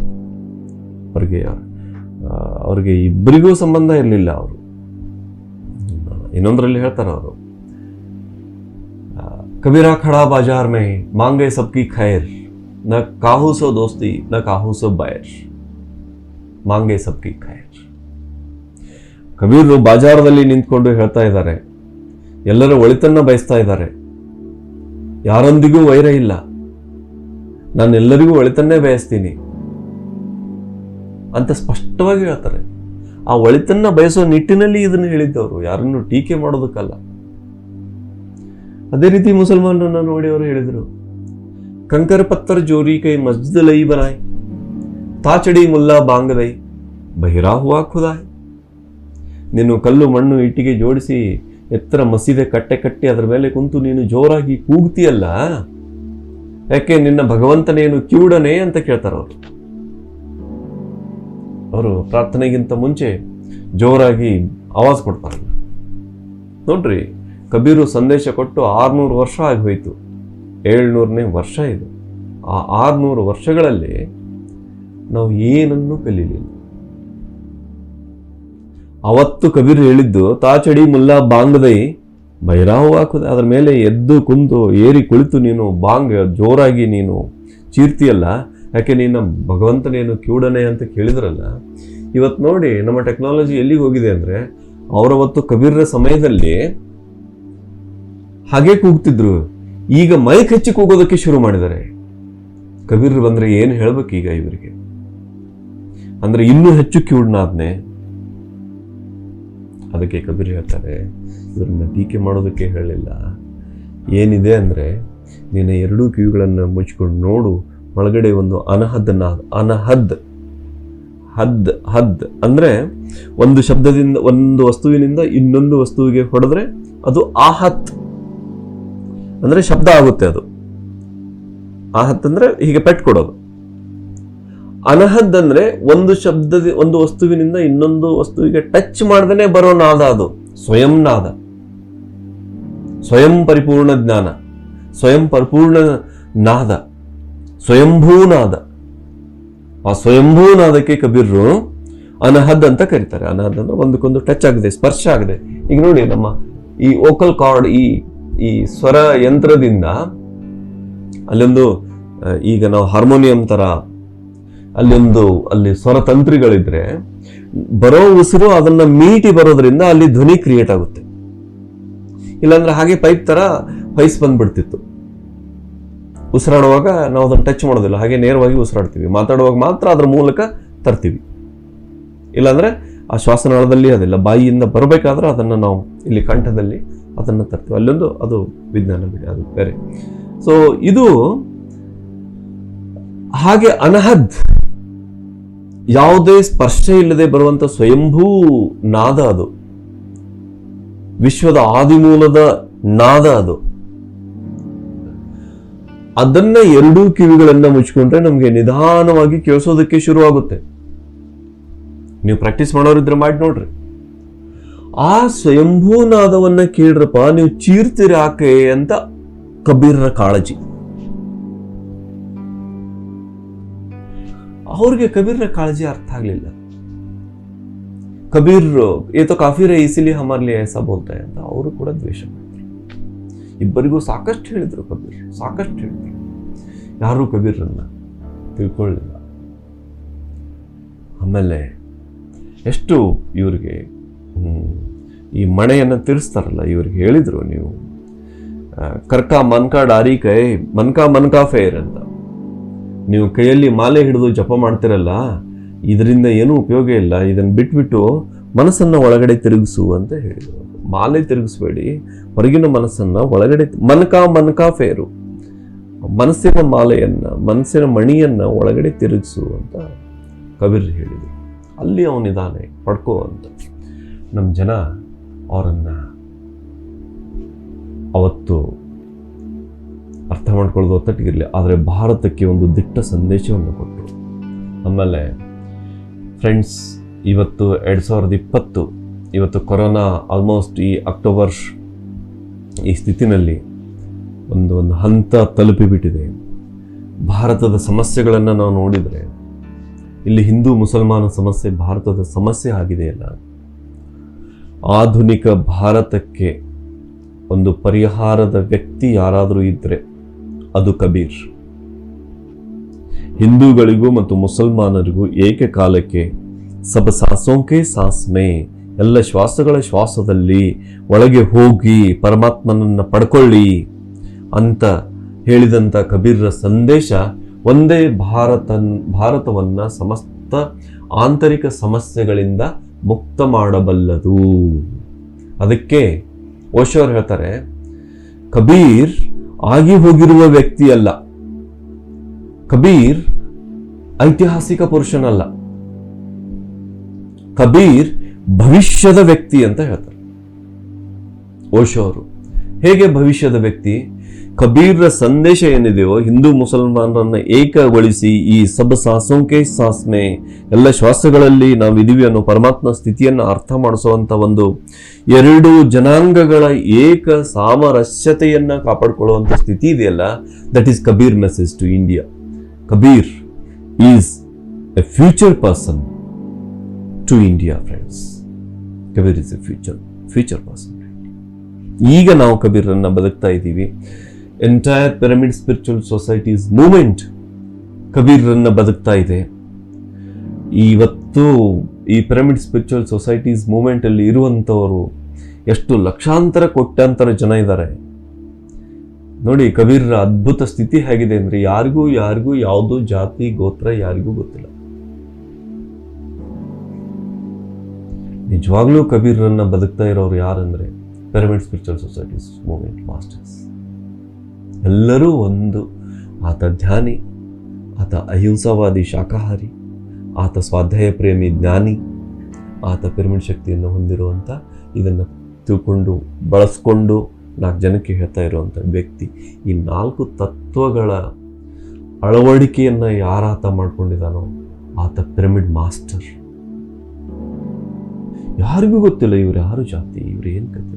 ಹೋದರೆ ಆ ಶುದ್ಧ ಪರಿಶುದ್ಧ ಆಹಾರ, ಅವರ ಸ್ವದುಡಿಮೆಯಿಂದ ಬಂದಂಥ ಆ ಪರಮಾಮೃತ ಅನ್ನ, ಆ ದಿವ್ಯ ಪ್ರೇಮದಿಂದ ಬಂದಿರುವಂಥ ಶುದ್ಧ ಶಾಕಾಹಾರ ಗುಣ, ಆ ಧ್ಯಾನಿಯ ಸ್ಪರ್ಶದಿಂದ ಬಂದಿರುವಂಥ ಆ ದಿವ್ಯ ಸ್ಪರ್ಶದ ಆ ಭೋಜನ, ಆ ದಿವ್ಯ ಧ್ವನಿಯಂಥ ಮಾತುಗಳು, ಇದು ಪಿರಮಿಡ್ ಸ್ಪಿರಿಚುವಲ್ ಸೊಸೈಟಿ ಮಾಸ್ಟರ್ ಇವರ ವೈಶಿಷ್ಟ್ಯಗಳು ಫ್ರೆಂಡ್ಸ್. ವೈಶಿಷ್ಟ್ಯ, we are all one friends. ಇವರು ಯಾವ ಈ ಧಾರ್ಮಿಕ ವಿನ್ಯಾಸದ ಕಟ್ಟಡಗಳೂ ಇಲ್ಲ. ಇವ್ರಿಗಿರೋದು universal geometrical shape, universal energetic geometrical shape, 51.52 ಆ್ಯಂಗಲಲ್ಲಿ ಇರುವಂಥ ಪಿರಮಿಡ್ ಶೇಪ್. ಪಿರಮಿಡ್ಗಳು ನವ ಜಗತ್ತಿನ ಮಂದಿರಗಳು, ಪಿರಮಿಡ್ಗಳು ನವ ಜಗತ್ತಿನ ಧ್ಯಾನ ಮಂದಿರಗಳು. ಪ್ರಪಂಚದ ಎಲ್ಲ ರೀತಿಯ ಧರ್ಮ, ಜಾತಿ, ಸಂಪ್ರದಾಯದ ವ್ಯಕ್ತಿಗಳಿಗೆ ಎಲ್ಲರನ್ನೂ ಒಂದು ಮಾಡಿಕೊಂಡಿರುವಂಥ ನವಯುಗದ ಕಟ್ಟಡಗಳು. ನವಯುಗದ ಆ ಚೈತನ್ಯವನ್ನು ಭೂಮಂಡಲಕ್ಕೆ ನೀಡುವ ಮಹಾ ಆಕಾರದ ಕಟ್ಟಡಗಳು, ದಿವ್ಯ ಆ ಎನರ್ಜಿಯನ್ನ ಒಳಗೊಂಡಿರೋ ಕಟ್ಟಡಗಳು ಪಿರಮಿಡ್ಗಳು ಫ್ರೆಂಡ್ಸ್. ದಯವಿಟ್ಟು ನೀವು ಕೂಡ ಪಿರಮಿಡ್ ಯಾರಾದರೂ ಇನ್ನೂ ಮಾಡಿರ್ತಾ ಇದ್ರೆ ಪಿರಮಿಡ್ಗಳನ್ನು ಉಪಯೋಗಿಸಿ ಪಿರಮಿಡ್ ಕಟ್ಟಡಗಳನ್ನು ಮಾಡ್ಕೊಳ್ಳಿ. ನಿಮ್ಮ ಜೀವನವನ್ನು ಪಾವನ ಮಾಡ್ಕೊಳ್ಳಿ, ನಿಮ್ಮ ಜೊತೆಗಿರೋರ ಜೀವನವನ್ನು ಪಾವನ ಮಾಡಿ ಫ್ರೆಂಡ್ಸ್. ಕಬೀರ್ ಸ್ಥಿತಿ ಅಂದರೆ ಕಥನಿ ಮತ್ತು ಕರನಿ ಎರಡು ಒಂದಾಗಿರಬೇಕು ಅಂತ ಅವ್ರು ಹೇಳ್ತಾರೆ. ಅಂದರೆ we must walk our talk, ನಾವು ನಡೆದಂತೆ ನುಡಿಬೇಕು. ಮತ್ತೆ ಆ ಕಥನಿ ಕರ್ನಿ ಎರಡು ಬೇರೆ ಆದರೆ ನಾವು ಹಿಪೋಕ್ರೆಟಿಕ್ ಆಗ್ತೀವಿ. ನಾವು ನಡೆದಷ್ಟೇ ನುಡಿಬೇಕು,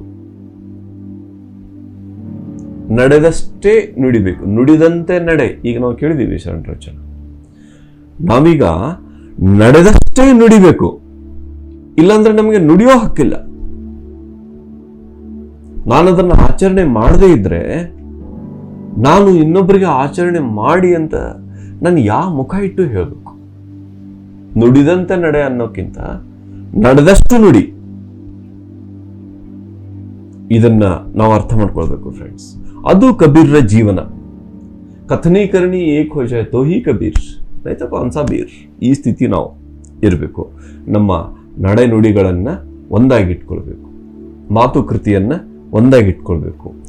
ಮತ್ತೆ ಮತ್ತೆ ಹೇಳ್ತೇನೆ, we must walk our talk ಅನ್ನೋಕ್ಕಿಂತ what is our walk, that much only we should talk.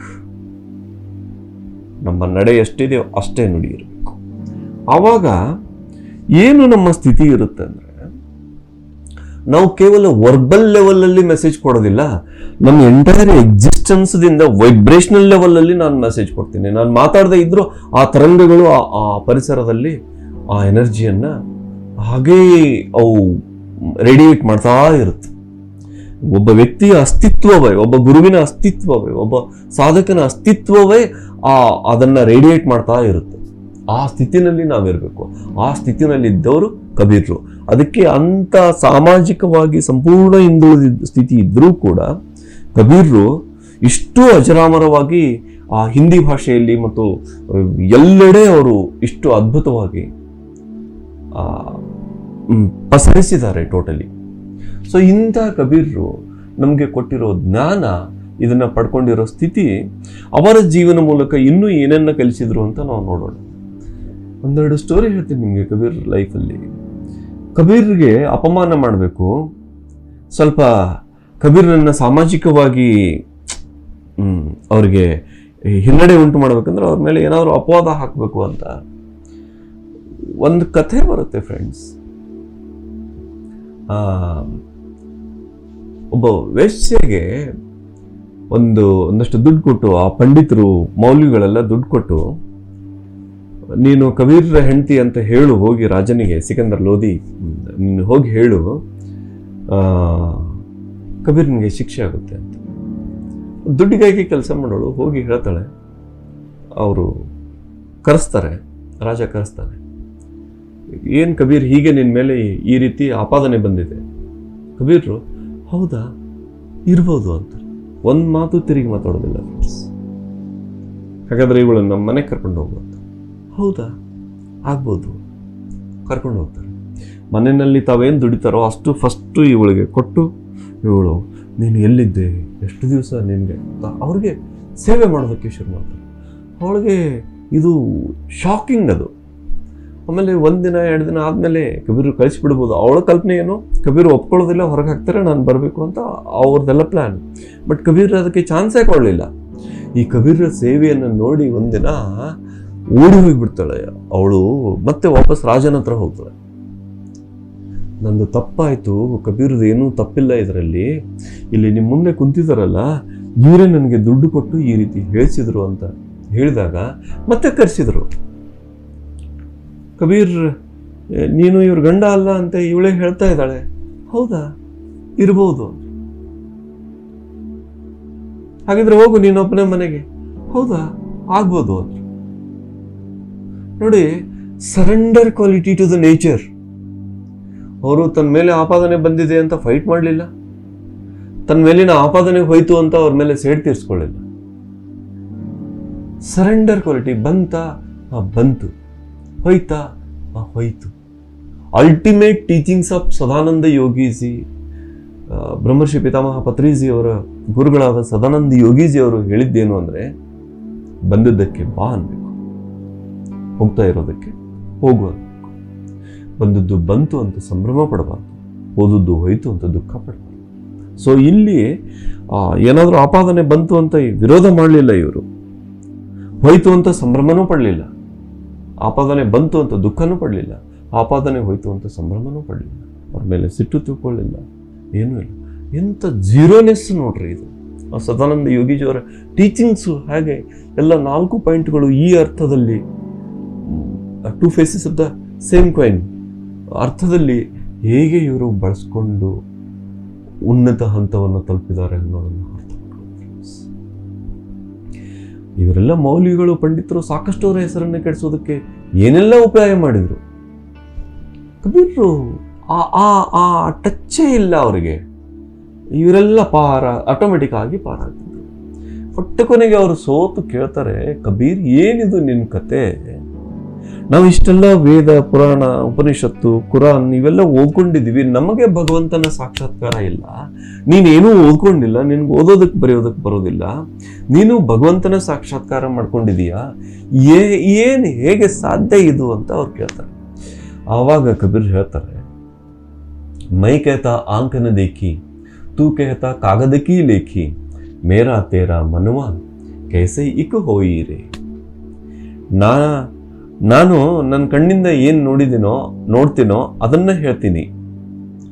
ಇಲ್ಲಿ ಇವತ್ತಿನವರೆಗೂ ದಯವಿಟ್ಟು ಅರ್ಥ ಮಾಡ್ಕೊಳ್ಳಿ, ನಾನು ಹಿಂದಿ ಪ್ರೊಫೆಸರ್ ಇರೋದ್ರಿಂದ ಹೇಳ್ತೀನಿ, ಇವತ್ತಿನವರೆಗೂ ಎಲ್ಲ ಟೀಚರ್ಸು ಎಲ್ಲ ಯೂನಿವರ್ಸಿಟಿ ಲೆವೆಲಲ್ಲಿ ಅರ್ಥ ಮಾಡ್ಕೊಳ್ಳೋದು ಈ ಸಾಮಾಜಿಕ ಭೌತಿಕ ಕಣ್ಣಿನಿಂದ ಸಮಾಜವನ್ನು ನೋಡೋದು ಅಂತ ತಿಳ್ಕೊಂಡು ಹೇಳ್ತಾರೆ. ಅಲ್ಲ, ಮೈ ಕೆಹತಾ ಆಂಕನ ದೇಕಿ, ನನಗೇನು ಧ್ಯಾನದಲ್ಲಿ ಆ ದಿವ್ಯ ದೃಷ್ಟಿಯಿಂದ ಕಂಡು ಬರುತ್ತೋ ಅಷ್ಟನ್ನ ನಾನು ಹೇಳ್ತೀನಿ.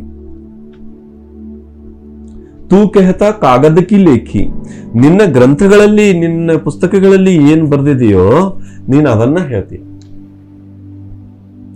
ಮೇರಾ ತೇರಾ ಮನುವ ಕೈಸೆ ಇಕ್ ಹೋಯಿರಿ, ನಿನ್ನ ಮನಸ್ಸು ಹೇಗೆ ಒಂದಾಗ್ಲಿಕ್ಕೆ ಸಾಧ್ಯ ಅಂತ ಕಬೀರ್ ಹೇಳ್ತಾರೆ. ಅದು the difference between enlighten one and non enlighten. Non enlighten, ಆ ಜ್ಞಾನೋದಯ ಹೊಂದದೇ ಇರುವಂತ ಸ್ಥಿತಿಯ ವ್ಯಕ್ತಿ ನೂರಾರು, ಸಾವಿರಾರು, ಲಕ್ಷಾಂತರ ಕೊಟೇಶನ್ಗಳನ್ನ ಹೇಳ್ತಾನ ಅವನು. ಬಟ್ ಅದು ಏನು ಅಲ್ಲಿ ಅನುಭವದಿಂದ ಇಲ್ಲ. ಒಂದು ಕತೆ ಹೇಳ್ತೀನಿ ಫ್ರೆಂಡ್ಸ್. ಇಲ್ಲಿ ಒಂದು ಗಿಳಿ ಸಾಕಿದ್ರಂತೆ, ಅದಕ್ಕೆ ಕಲಿಸಿದ್ರು ಬೆಕ್ಕು ಬಂದ್ರೆ ಹಾರಿ ಹೋಗ್ಬೇಕು ಅಂತ. ಸೊ ಒಂದಿನ ಬೆಕ್ಕು ಬಂತು, ಗಿಳಿ ಹೇಳ್ತಿತ್ತಂತೆ ಬೆಕ್ಕು ಬಂದ್ರೆ ಹಾರಿ ಹೋಗ್ಬೇಕು ಅಂತ. ಸೊ ಬೆಕ್ಕು, ನನ್ನ ಕೆಲಸ ಆಗೋದಿಲ್ಲ, ಗಿಳಿ ಜ್ಞಾನ ಇದೆ, ನಾನು ವಾಪಸ್ ಹೋಗ್ಬೇಕು ಅಂತ. ಬಟ್ ಬೆಕ್ ಪ್ರಾಕ್ಟಿಕಲಿ ಒಂದ್ಸಲ ನೋಡ್ತು, ಅದು ಗಿಳಿ ಬೆಕ್ಕನ್ನ ನೋಡಿ ಹೇಳ್ತಿತ್ತಂತೆ ಬೆಕ್ಕು ಬಂದ್ರೆ ಹಾರಿ ಹೋಗ್ಬೇಕು ಅಂತ. ಸೊ ಬೆಕ್ಕಿಗೆ ಡೌಟ್ ಬಂತು, ಗಿಳಿ ಹತ್ರ ಬಂದ್ ಕೂಯ್ತು.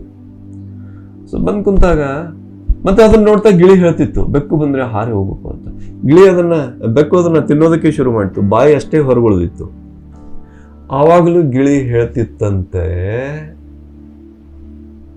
ಎಸ್, ಬೆಕ್ಕು ಬಂದ್ರೆ ಹಾರಿ ಹೋಗ್ಬೇಕು ಅಂತ.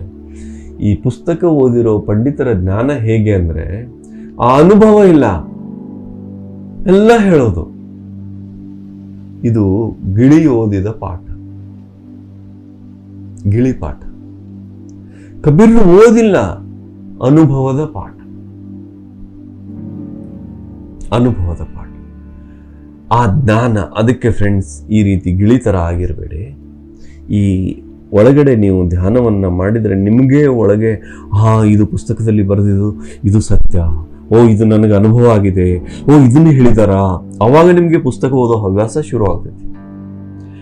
ನೀವು ಈಗ ಎಷ್ಟೋ ಬುಕ್ ಓದಿರ್ಬೋದು ಧ್ಯಾನ ಮಾಡೋಕ್ಕಿಂತ ಮುಂಚೆ, ನೀವು ಧ್ಯಾನ ಮಾಡೋದಕ್ಕೆ ಶುರು ಆದ್ಮೇಲೆ ಓದೋದಕ್ಕೆ ನೋಡಿ, ಅದರ ಆಳ ಅರ್ಥ ನಿಮ್ಗೆ ಆವಾಗ ತಿಳಿಯುತ್ತಾ ಹೋಗುತ್ತೆ.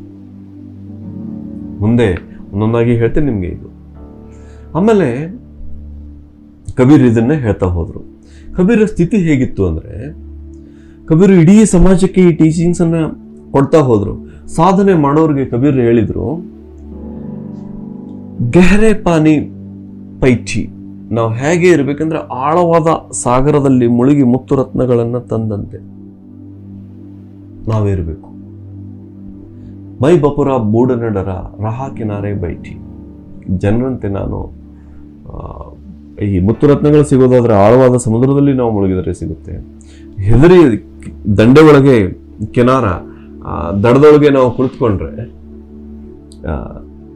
ಮೈ ಬಪುರ ಬೂಡನಡರ ರಹ ಕಿನಾರೆ ಬೈಟಿ, ಇಲ್ಲೇ ದಂಡೆ ಕೂತ್ಕೊಂಡು ಹೆದರಿ ಕುಂತ್ಕೊಂಡ್ರೆ ಏನೂ ಆಗೋದಿಲ್ಲ. ಸೊ ಸಾಧನೆ ಮಾಡ್ತಾ ಮಾಡ್ತಾ ಕಬೀರ್ ಸ್ಥಿತಿ ಹೇಳ್ತಾರೆ, जल में कुंभ, कुंभ में जल, भीतर बाहर पानी, फूटा कुंभ जल जल ही समाही, यह तत कहो गया.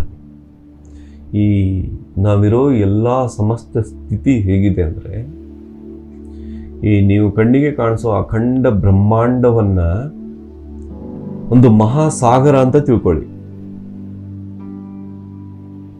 ಆ ಸಾಗರದೊಳಗೆ ನಾವಿದ್ದೀವಿ. ಜಲಮೇ ಕುಂಭ, ಕುಂಭಮೇ ಜಲ, ನೀರೊಳಗೆ ಕೊಡ, ಕೊಡದೊಳಗೆ ನೀರು. ಹಾಗೆ ಇದನ್ನ ಒಂದು ಸಾಗರ ಅಂತ ತಿಳ್ಕೊಳ್ಳಿ. ನಮ್ಮ ದೇಹ ಅನ್ನೋದು ಒಂದು ಕೊಡ. ನಮ್ಮ ಕೊಡದೊಳಗೂ ಭಗವಂತನಿದ್ದಾನೆ, ನಮ್ಮ ದೇಹದೊಳಗೂ ಭಗವಂತನಿದ್ದಾನೆ, ನಮ್ಮ ದೇಹದ ಆಚೆನೂ ಭಗವಂತನಿದ್ದಾನೆ. ಜಲಮೇ ಕುಂಭ, ಕುಂಭಮೇ ಜಲ, ಭೀತರ ಬಾಹರ ಪಾನಿ, ಒಳಗೂ ಹೊರಗೂ ನೀರು. ನೋಡಿ, ಪರಮಾತ್ಮನನ್ನೇ ಉಸಿರಾಡ್ತಾ ಇದ್ದೀವಿ, ಪರಮಾತ್ಮನೇ ಆಗಿದ್ದೀವಿ, ಆ ಉಸಿರಲ್ಲೇ ಮತ್ತೆ ಒಂದಾಗ್ತೀವಿ ಕೊನೆಗೆ. ಭೀತರ ಬಾಹರ ಪಾನಿ, ಫೂಟ ಕುಂಭ ಜಲ ಜಲ ಹಿ ಸಮಾಹಿ. ಇದು 100-200 ವರ್ಷ ಇತ್ತು. ಇದು ಕಬೀರ್ 120 ವರ್ಷ ಬದುಕಿದ್ರು, ಗೊತ್ತಿರಲಿ. ಇದು ಆ ಕತೆ ಹೇಳ್ತೀನಿ ನಿಮ್ಗೆ ಆಮೇಲೆ. ಇದು ದೇಹ ಒಂದಿನ ಹೋಗುತ್ತೆ, ಬಟ್ ಆವಾಗ ಒಳಗಡೆ ಇದೆಯಲ್ಲ ಅದೆಲ್ಲಿ ಹೋಗುತ್ತೆ? ಜಲ ಜಲ ಹಿ ಸಮಾಹಿ. ಒಳಗಿನ ಜೀವಾತ್ಮ, ಹೊರಗಿನ ಪರಮಾತ್ಮ ಎರಡು ಒಂದು. ಆವಾಗ ನೀರು ನೀರನ್ನು ಒಂದಾದಂತೆ. ಸೊ ಇಂಥ ಸ್ಥಿತಿನಲ್ಲಿ ನಾವಿದ್ದಾಗ ಇವನು ಸ್ವಕೀಯ, ಇವನು ಪರಕೀಯ ಅಂತ ಯಾರಿಗೂ ಹೇಳೋದು ಸಾಧ್ಯ ಇಲ್ಲ. ಎಲ್ಲರೂ ನಾವೇ, ಎಲ್ಲರೂ ನಾವೇ, ಎಲ್ಲರೂ ನಾವೇ, ನಾವೇ ಎಲ್ಲರೂ. ಬಟ್ ಅದು ಒಳಗೆ ಅದು ಅರ್ಥ ಆದ್ಮೇಲೆ ಅದು ಗೊತ್ತಾಗುತ್ತೆ ಫ್ರೆಂಡ್ಸ್. ಸೊ ಇದನ್ನ ತಿಳ್ಕೊಂಡು ಕಬೀರ್ ಜಗತ್ತಿಗೆ ಈ ಸಂದೇಶವನ್ನ ಹೇಳಿದರು. ಫ್ರೆಂಡ್ಸ್, ಕಬೀರ್ರು 120 ವರ್ಷ ಬದುಕಿದ್ರು. ಅದಕ್ಕೂ ಒಂದು ಕಥೆ ಇದೆ. ಕಬೀರನ್ನ ಏನಾದರೂ ಮಾಡಿ ಶಿಕ್ಷೆ ಕೊಡಿಸಿ ಇವರನ್ನು ಕೊಲ್ಲಬೇಕು ಅಂತಾನೆ ಆ ಹಿಂದೂ ಮತ್ತು ಮುಸಲ್ಮಾನ ಸಂಪ್ರದಾಯವಾದಿಗಳ ಒಂದು ಹಠವಾಗಿತ್ತದು. ಆವಾಗ ಕಬೀರ್ ಅವ್ರಿಗೊಂದು ಮಾತು ಹೇಳ್ತಾರೆ, ನನಗೆ ಯಾವಾಗ ಇಚ್ಛೆ ಆಗುತ್ತೋ ಆವಾಗ ನಾನು ದೇಹ ಬಿಡ್ತೀನಿ. ನೀವು ಮಹಾಭಾರತದಲ್ಲಿ ಭೀಷ್ಮ ಪಿತಾಮಹರ ಕಥೆಯನ್ನ ಕೇಳಿದಿರಿ, ಇಚ್ಛಾಮರಣಿ ಅಂತ. ಹಾಗೆ ಸಂತರೆಲ್ಲ ಇಚ್ಛಾಮರಣಿಗಳು. ನನಗೆ ಯಾವಾಗ ಇಷ್ಟನೋ ಆವಾಗ ನನ್ನ ಬಾಡಿ ವೇಕೇಟ್ ಮಾಡ್ತೀನಿ, ನಾನು ದೇಹ ತ್ಯಾಗ ಮಾಡ್ತೀನಿ. ನೀವು ಅಪೇಕ್ಷೆ ಪಟ್ಟಾಗ ಅಲ್ಲ ಅಂತ ಕಬೀರ್ದವು ಇಚ್ಛೆ. ಗೊತ್ತಿರಲಿ ಫ್ರೆಂಡ್ಸ್, ಕಬೀರ್ 120 ವರ್ಷಗಳ ಕಾಲ ಬದುಕಿದ್ರು. ಆಮೇಲೆ ಅವರು ಶಿಷ್ಯರಿಗೆ ಹೇಳಿದ್ರು, ನಾನು ದೇಹ ತ್ಯಾಗ ಮಾಡ್ತೀನಿ ಅಂತ. ಕಬೀರ್ ಸಂತರಿಗೆ ಶಿಷ್ಯರಿಗೆಲ್ಲ ತುಂಬಾ ಖುಷಿ ಆಯ್ತು.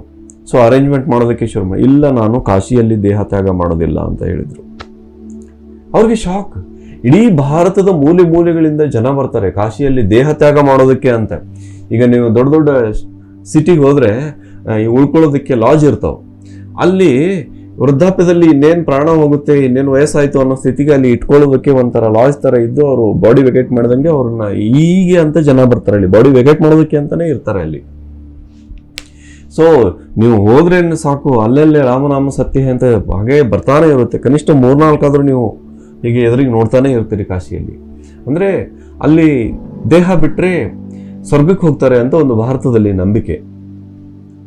ಅದಕ್ಕೆ ಕಬೀರ್ ಹೇಳ್ತಾರೆ, ಇಲ್ಲಿ ದೇಹ ಬಿಟ್ಟೆ ನಾನು ಮುಕ್ತಿ ಪಡ್ಕೊಂಡ್ರೆ ನಾನು ಮಾಡಿರೋ ಸಾಧನೆಯ ಕಥೆ ಏನು, ನನ್ನ ರಾಮನ ಕಥೆ ಏನು, ಅವನಿಗೆ ಏನು ನಾನು ಬೆಲೆ ಕೊಟ್ಟಂಗೆ. ರಾಮ ಅಂದ್ರೆ ನೀವು ಮತ್ತೆ ರಿಪೀಟ್ ಪ್ಲೀಸ್, ಈ ನೀವು ತಿಳ್ಕೊಂಡಿರೋ ರಾಮ ಅಲ್ಲ, ಆ ಪರಮ ತತ್ವದ ಸ್ಥಿತಿಯ ರಾಮ ಅಂತ ಹೇಳಿ ಅಲ್ಲಿ ಗೋರಖ್ಪುರ್ ಹತ್ರ ಮಗಹರ್ ಅಂತ ಒಂದು ಪ್ಲೇಸ್ ಇದೆ, ಅಲ್ಲಿ ಹೋಗಿ ಬಾಡಿ ವೆಕೇಟ್ ಮಾಡ್ತೀನಿ ಅಂತ ಹೇಳ್ತಾರೆ ಮಗಹರ್ಗೆ.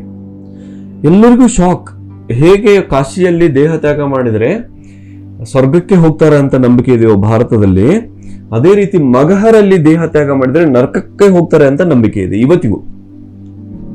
ವಿಚಿತ್ರ ಎರಡು ಊರುಗಳು. ಇದಕ್ಕೆ ಓಶೋ ಅವರು ಹೇಳ್ತಾರೆ, ವಾರಣಾಸಿ ಅಂದ್ರೆ ಏನು ಅಂತ ಉದಾಹರಣೆ ಕೊಡ್ತಾರೆ ಈ ಕಬೀರರ ಕುರಿತು ಹೇಳ್ತಾ ವಾರಣಾ ಅಸಿ ಅಂದ್ರೆ ಈ ಭ್ರುಕುಟಿಯ ಮಧ್ಯೆ ಇರುವಂತ ಈ ಸ್ಥಿತಿ, ವಾರಣ ಅಸಿ, ಅಸಿ ಗಂಗಕ್ಕೆ ತೀರ್ ಅಂತ ಇಲ್ಲಿ ದೋಹೆಗಳಲ್ಲಿ ಕೂಡ ಬರುವಂತ, ಇಲ್ಲಿ ಆ ಸ್ಥಿತಿ ವಾರಣ ಅಸಿ. ಈ ಸ್ಥಿತಿನಲ್ಲಿ ಯಾರು ದೇಹ ಬಿಡ್ತಾರೋ, ಅಂದ್ರೆ ಮೂಲಾಧಾರದಿಂದ ತಮ್ಮ ಚೈತನ್ಯ ಶಕ್ತಿಯನ್ನ ಎತ್ತಿ ಯಾರು ಈ ಮೂರನೇ ನೇತ್ರದಿಂದ ಅಥವಾ ಇದರಾಚೆ ಸಹಸ್ರ ಮುಂದಿಂದು ಬಿಡೋಣ, ಈಗ ಅಟ್ಲೀಸ್ಟ್ ಇಲ್ಲಿಂದ ಯಾರು ದೇಹ ತ್ಯಾಗ ಮಾಡ್ತಾರೋ ಅವರು ಜನ್ಮ ಮರಣ ಚಕ್ರಗಳ ಬಂಧನದಿಂದ ಬಿಡುಗಡೆ ಹೊಂದ್ತಾರೆ ಅನ್ನೋದು ಆಧ್ಯಾತ್ಮಿಕ ಸ್ಥಿತಿ. ಆದರೆ ಈ ಪರಂಪರೆಯಲ್ಲಿ ಅದನ್ನು ಎಷ್ಟು ಮಟ್ಟಿಗೆ ತಂದು ಇಳಿಸಿದ್ದಾರೆ ಅಂದ್ರೆ, ವಾರಣಾಸಿ ಅನ್ನೋ ನಗರದಲ್ಲಿ ಹೋಗಿ ದೇಹ ತ್ಯಾಗ ಮಾಡಿದ್ರೆ ಮತ್ತೆ ಹುಟ್ಟು ಸಾವು ಇಲ್ಲ ಅಂತ ಇವರ ಕಲ್ಪನೆ. ಅದಕ್ಕೆ ಕಬೀರ್ ಹೇಳ್ತಾರೆ, ನಾನು ದೇಹ ತ್ಯಾಗ ಮಾಡೋದಿಲ್ಲ, ಮಗಹರಿಗೆ ಹೋಗಿ.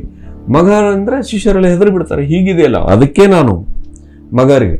ಕಬೀರ್ರು ದೇಹ ತ್ಯಾಗ ಮಾಡೋದ್ರಲ್ಲಿ ರೋಲ್ ಮಾಡೆಲ್. ಇಬ್ಬರು ವ್ಯಕ್ತಿಗಳು ದೇಹ ತ್ಯಾಗ ಮಾಡೋದ್ರಲ್ಲಿ ರೋಲ್ ಮಾಡೆಲ್, ಒಬ್ರು ಕಬೀರ್ರು, ಒಬ್ರು ಮಹಾವೀರ್ರು. ಕಬೀರ್ರು ಎಲ್ಲಿ ದೇಹ ತ್ಯಾಗ ಮಾಡಿದ್ರೆ ನರಕ ಸ್ಥಿತಿ ಅಂತ ನಂಬಿಕೆ ಇದೆಯೋ ಅಲ್ಲಿ ಹೋಗಿ ದೇಹ ತ್ಯಾಗ ಮಾಡಿದ್ರು ತಮ್ಮಿಚ್ಛೆ ಬಂದಾಗ. ತಾನೊಂದು ಬಾಡಿ ವೆಕೇಟ್ ಮಾಡ್ತೀನಿ ಅಂತ 120 ವರ್ಷಗಳಾದ್ಮೇಲೆ. ಮಹಾವೀರ್ರು ಭಾರತದಲ್ಲಿ ಅಮಾವಾಸ್ಯೆ ದಿನ ದೇಹ ತ್ಯಾಗ ಮಾಡಿದ್ರೆ ಅದಕ್ಕೆ ಒಳ್ಳೆ ನಂಬಿಕೆ ಇಲ್ಲ, ಹಾಗಾಯ್ತು ಹೀಗಾಯ್ತು ಆತ್ಮ ಅಂತ. ಹಿ ಹ್ಯಾಸ್ ಚೂಸನ್ ಅಮಾವಾಸ್ಯ ಡೇ, ಅಮಾವಾಸ್ಯೆ ದಿನ ಅವರು ದೇಹ ತ್ಯಾಗ ಮಾಡಿದ್ರು.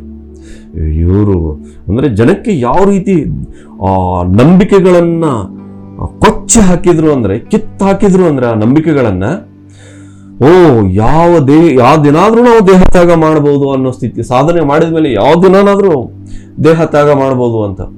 ನೋಡ್ರಿ, ಅವರು ದೇಹ ತ್ಯಾಗ ಮಾಡಿದ್ದು ಆ ದೀಪಾವಳಿ ನಂತರ. ಇಡೀ ಆ ಪ್ಲೇಸ್ ಅಲ್ಲಿ ದೀಪಗಳನ್ನ ಕೆರೆ ತುಂಬಾ ಹರಿದು ಬಿಟ್ರು, ದೀಪಾವಳಿ ಅಂತ ಅಲ್ಲಿ ಮಾಡಿದ್ರು. ಇಲ್ಲಿ ಇವರು ಮಗರ್ ಹೋಗಿ ದೇಹ ತ್ಯಾಗ ಮಾಡಿದ್ರು. ಇನ್ ಕೇಳಿ ಕತೆ, ಈ ಕಬೀರ್ ಜೀವನ ಪೂರ್ತಿ ಅವರನ್ನ ಇಷ್ಟಪಡದೇ ಇರೋರು ದೇಹ ತ್ಯಾಗ ಮಾಡುವಾಗ ಇಬ್ರು ಹೋದ್ರು.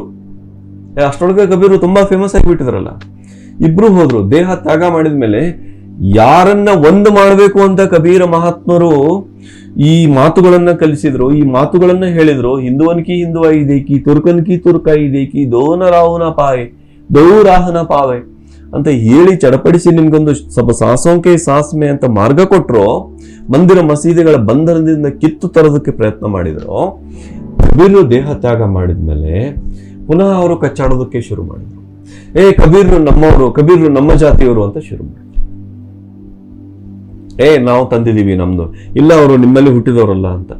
ಏನು ಅದನ್ನ ತಗೊಂಡು ಫೈಟ್ ಮಾಡಿದ್ರು. ಭಾರತದಲ್ಲಿ ಒಬ್ಬ ವ್ಯಕ್ತಿಯ ಸಮಾಧಿ 2 ಕಡೆ ಜಗಳಾಡ್ತಾ ಆ ಮೇಲಿನ ಶವದ ಮೇಲಿನ ಬಟ್ಟೆಯನ್ನ ತೆಗೆದು ನೋಡಿದ್ರೆ ಲಿಟ್ರಲಿ ಅಲ್ಲಿ ಕಬೀರ್ರ ದೇಹ ಇರಲಿಲ್ಲ. ಇದು ಕಥೆಯಲ್ಲ ಫ್ರೆಂಡ್ಸ್, ಹೇಗೆ ಅನ್ನೋದು ನಿಮ್ಗೆ ಹೇಳ್ತೀನಿ. ಅಲ್ಲಿ ಹೂವಿನ ರಾಶಿ ಇತ್ತು.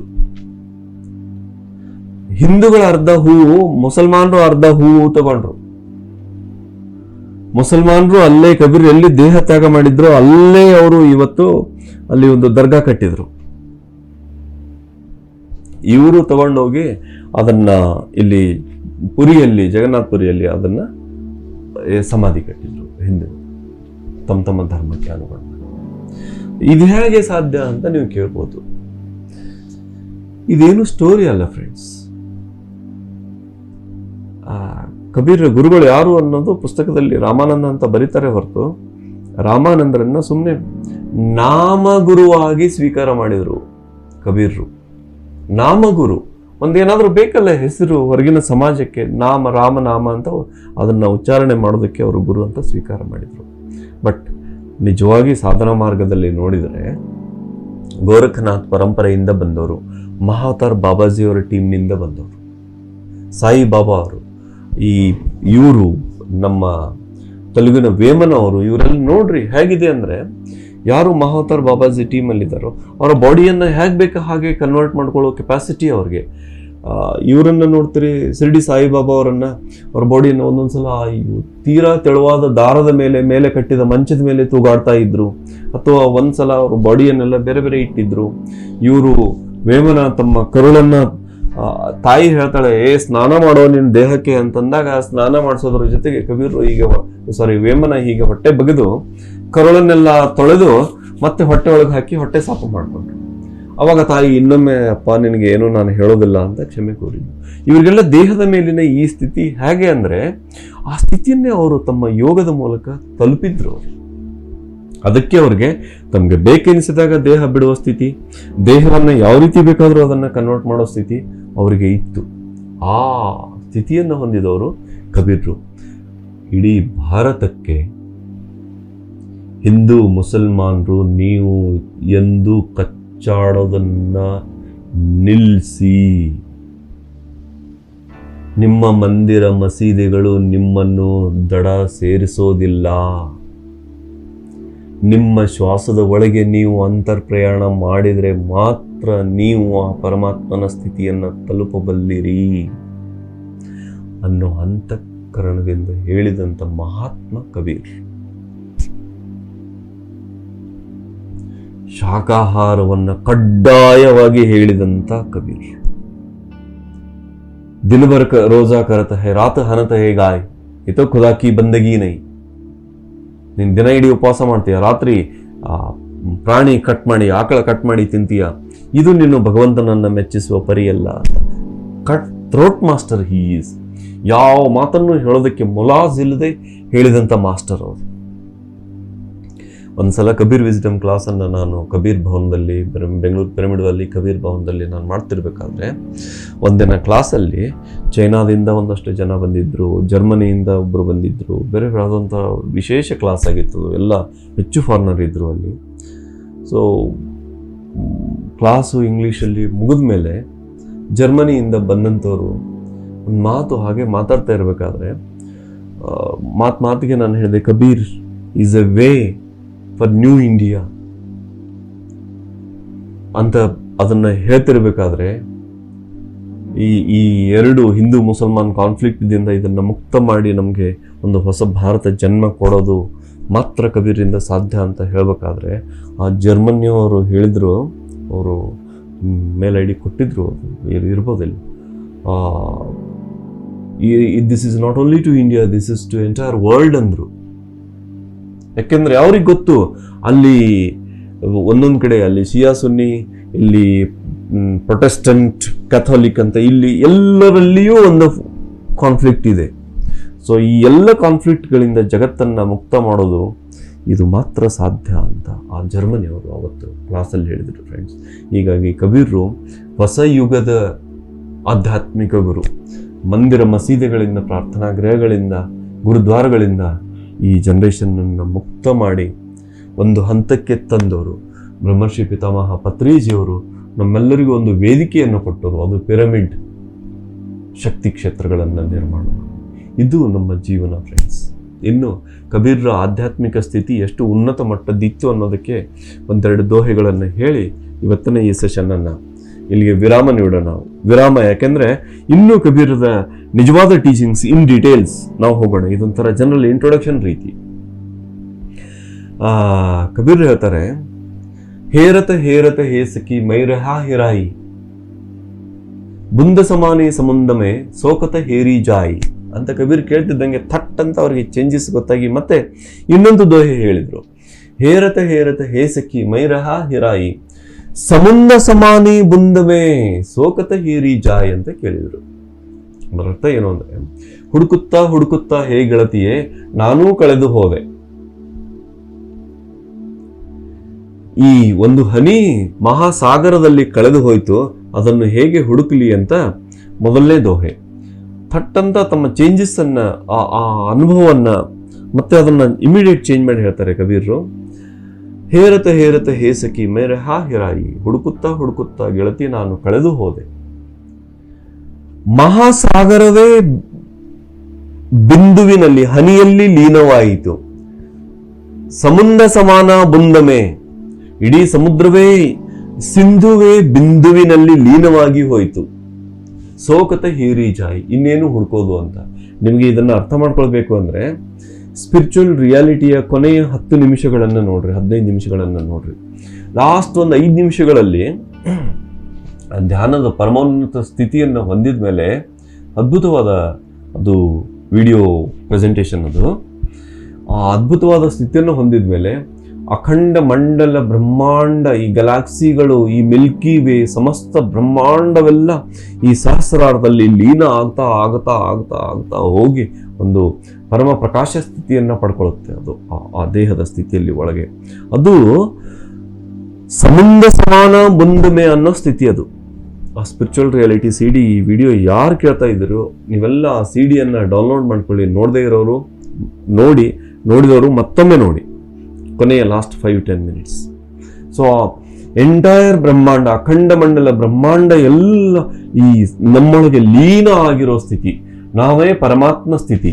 ನೀವು ವಿಷ್ಣುವಿನ ಶ್ರೀಕೃಷ್ಣ ಪರಮಾತ್ಮನಲ್ಲಿ ನೀವು ಭಗವದ್ಗೀತೆಯಲ್ಲಿ ನೋಡ್ತೀರಿ, ವಿಶ್ವರೂಪವನ್ನ ದರ್ಶನ ಮಾಡಿದ್ರು ಅಂತ ನೀವು ನೋಡ್ತಿರಲ್ಲ, ಆ ವಿಶ್ವರೂಪವೇ ನಾವು ಅನ್ನೋ ಅನುಭವ ಸ್ಥಿತಿ. ಹೇರತೆ ಹೇರತೆ ಹೇಸಕಿ ಮೈರಾ ಹೆರಾಯಿ ಸಮುದ್ರ ಸಮಾನೇ ಬಂದಮೆ ಸೋಕತ ಹೇರಿ ಜಾಯ್. ನಾವೇ ಆ ವಿಶ್ವರೂಪ ಸ್ಥಿತಿಯಲ್ಲಿ ಅನ್ನೋದು ನಿಮಗೆ ಅನುಭವ ಪೂರ್ವಕ ಅರ್ಥವಾಗುತ್ತದೆ ಮಿತ್ರರೇ. ಇದು ಅನುಭವದ ಮಾತು.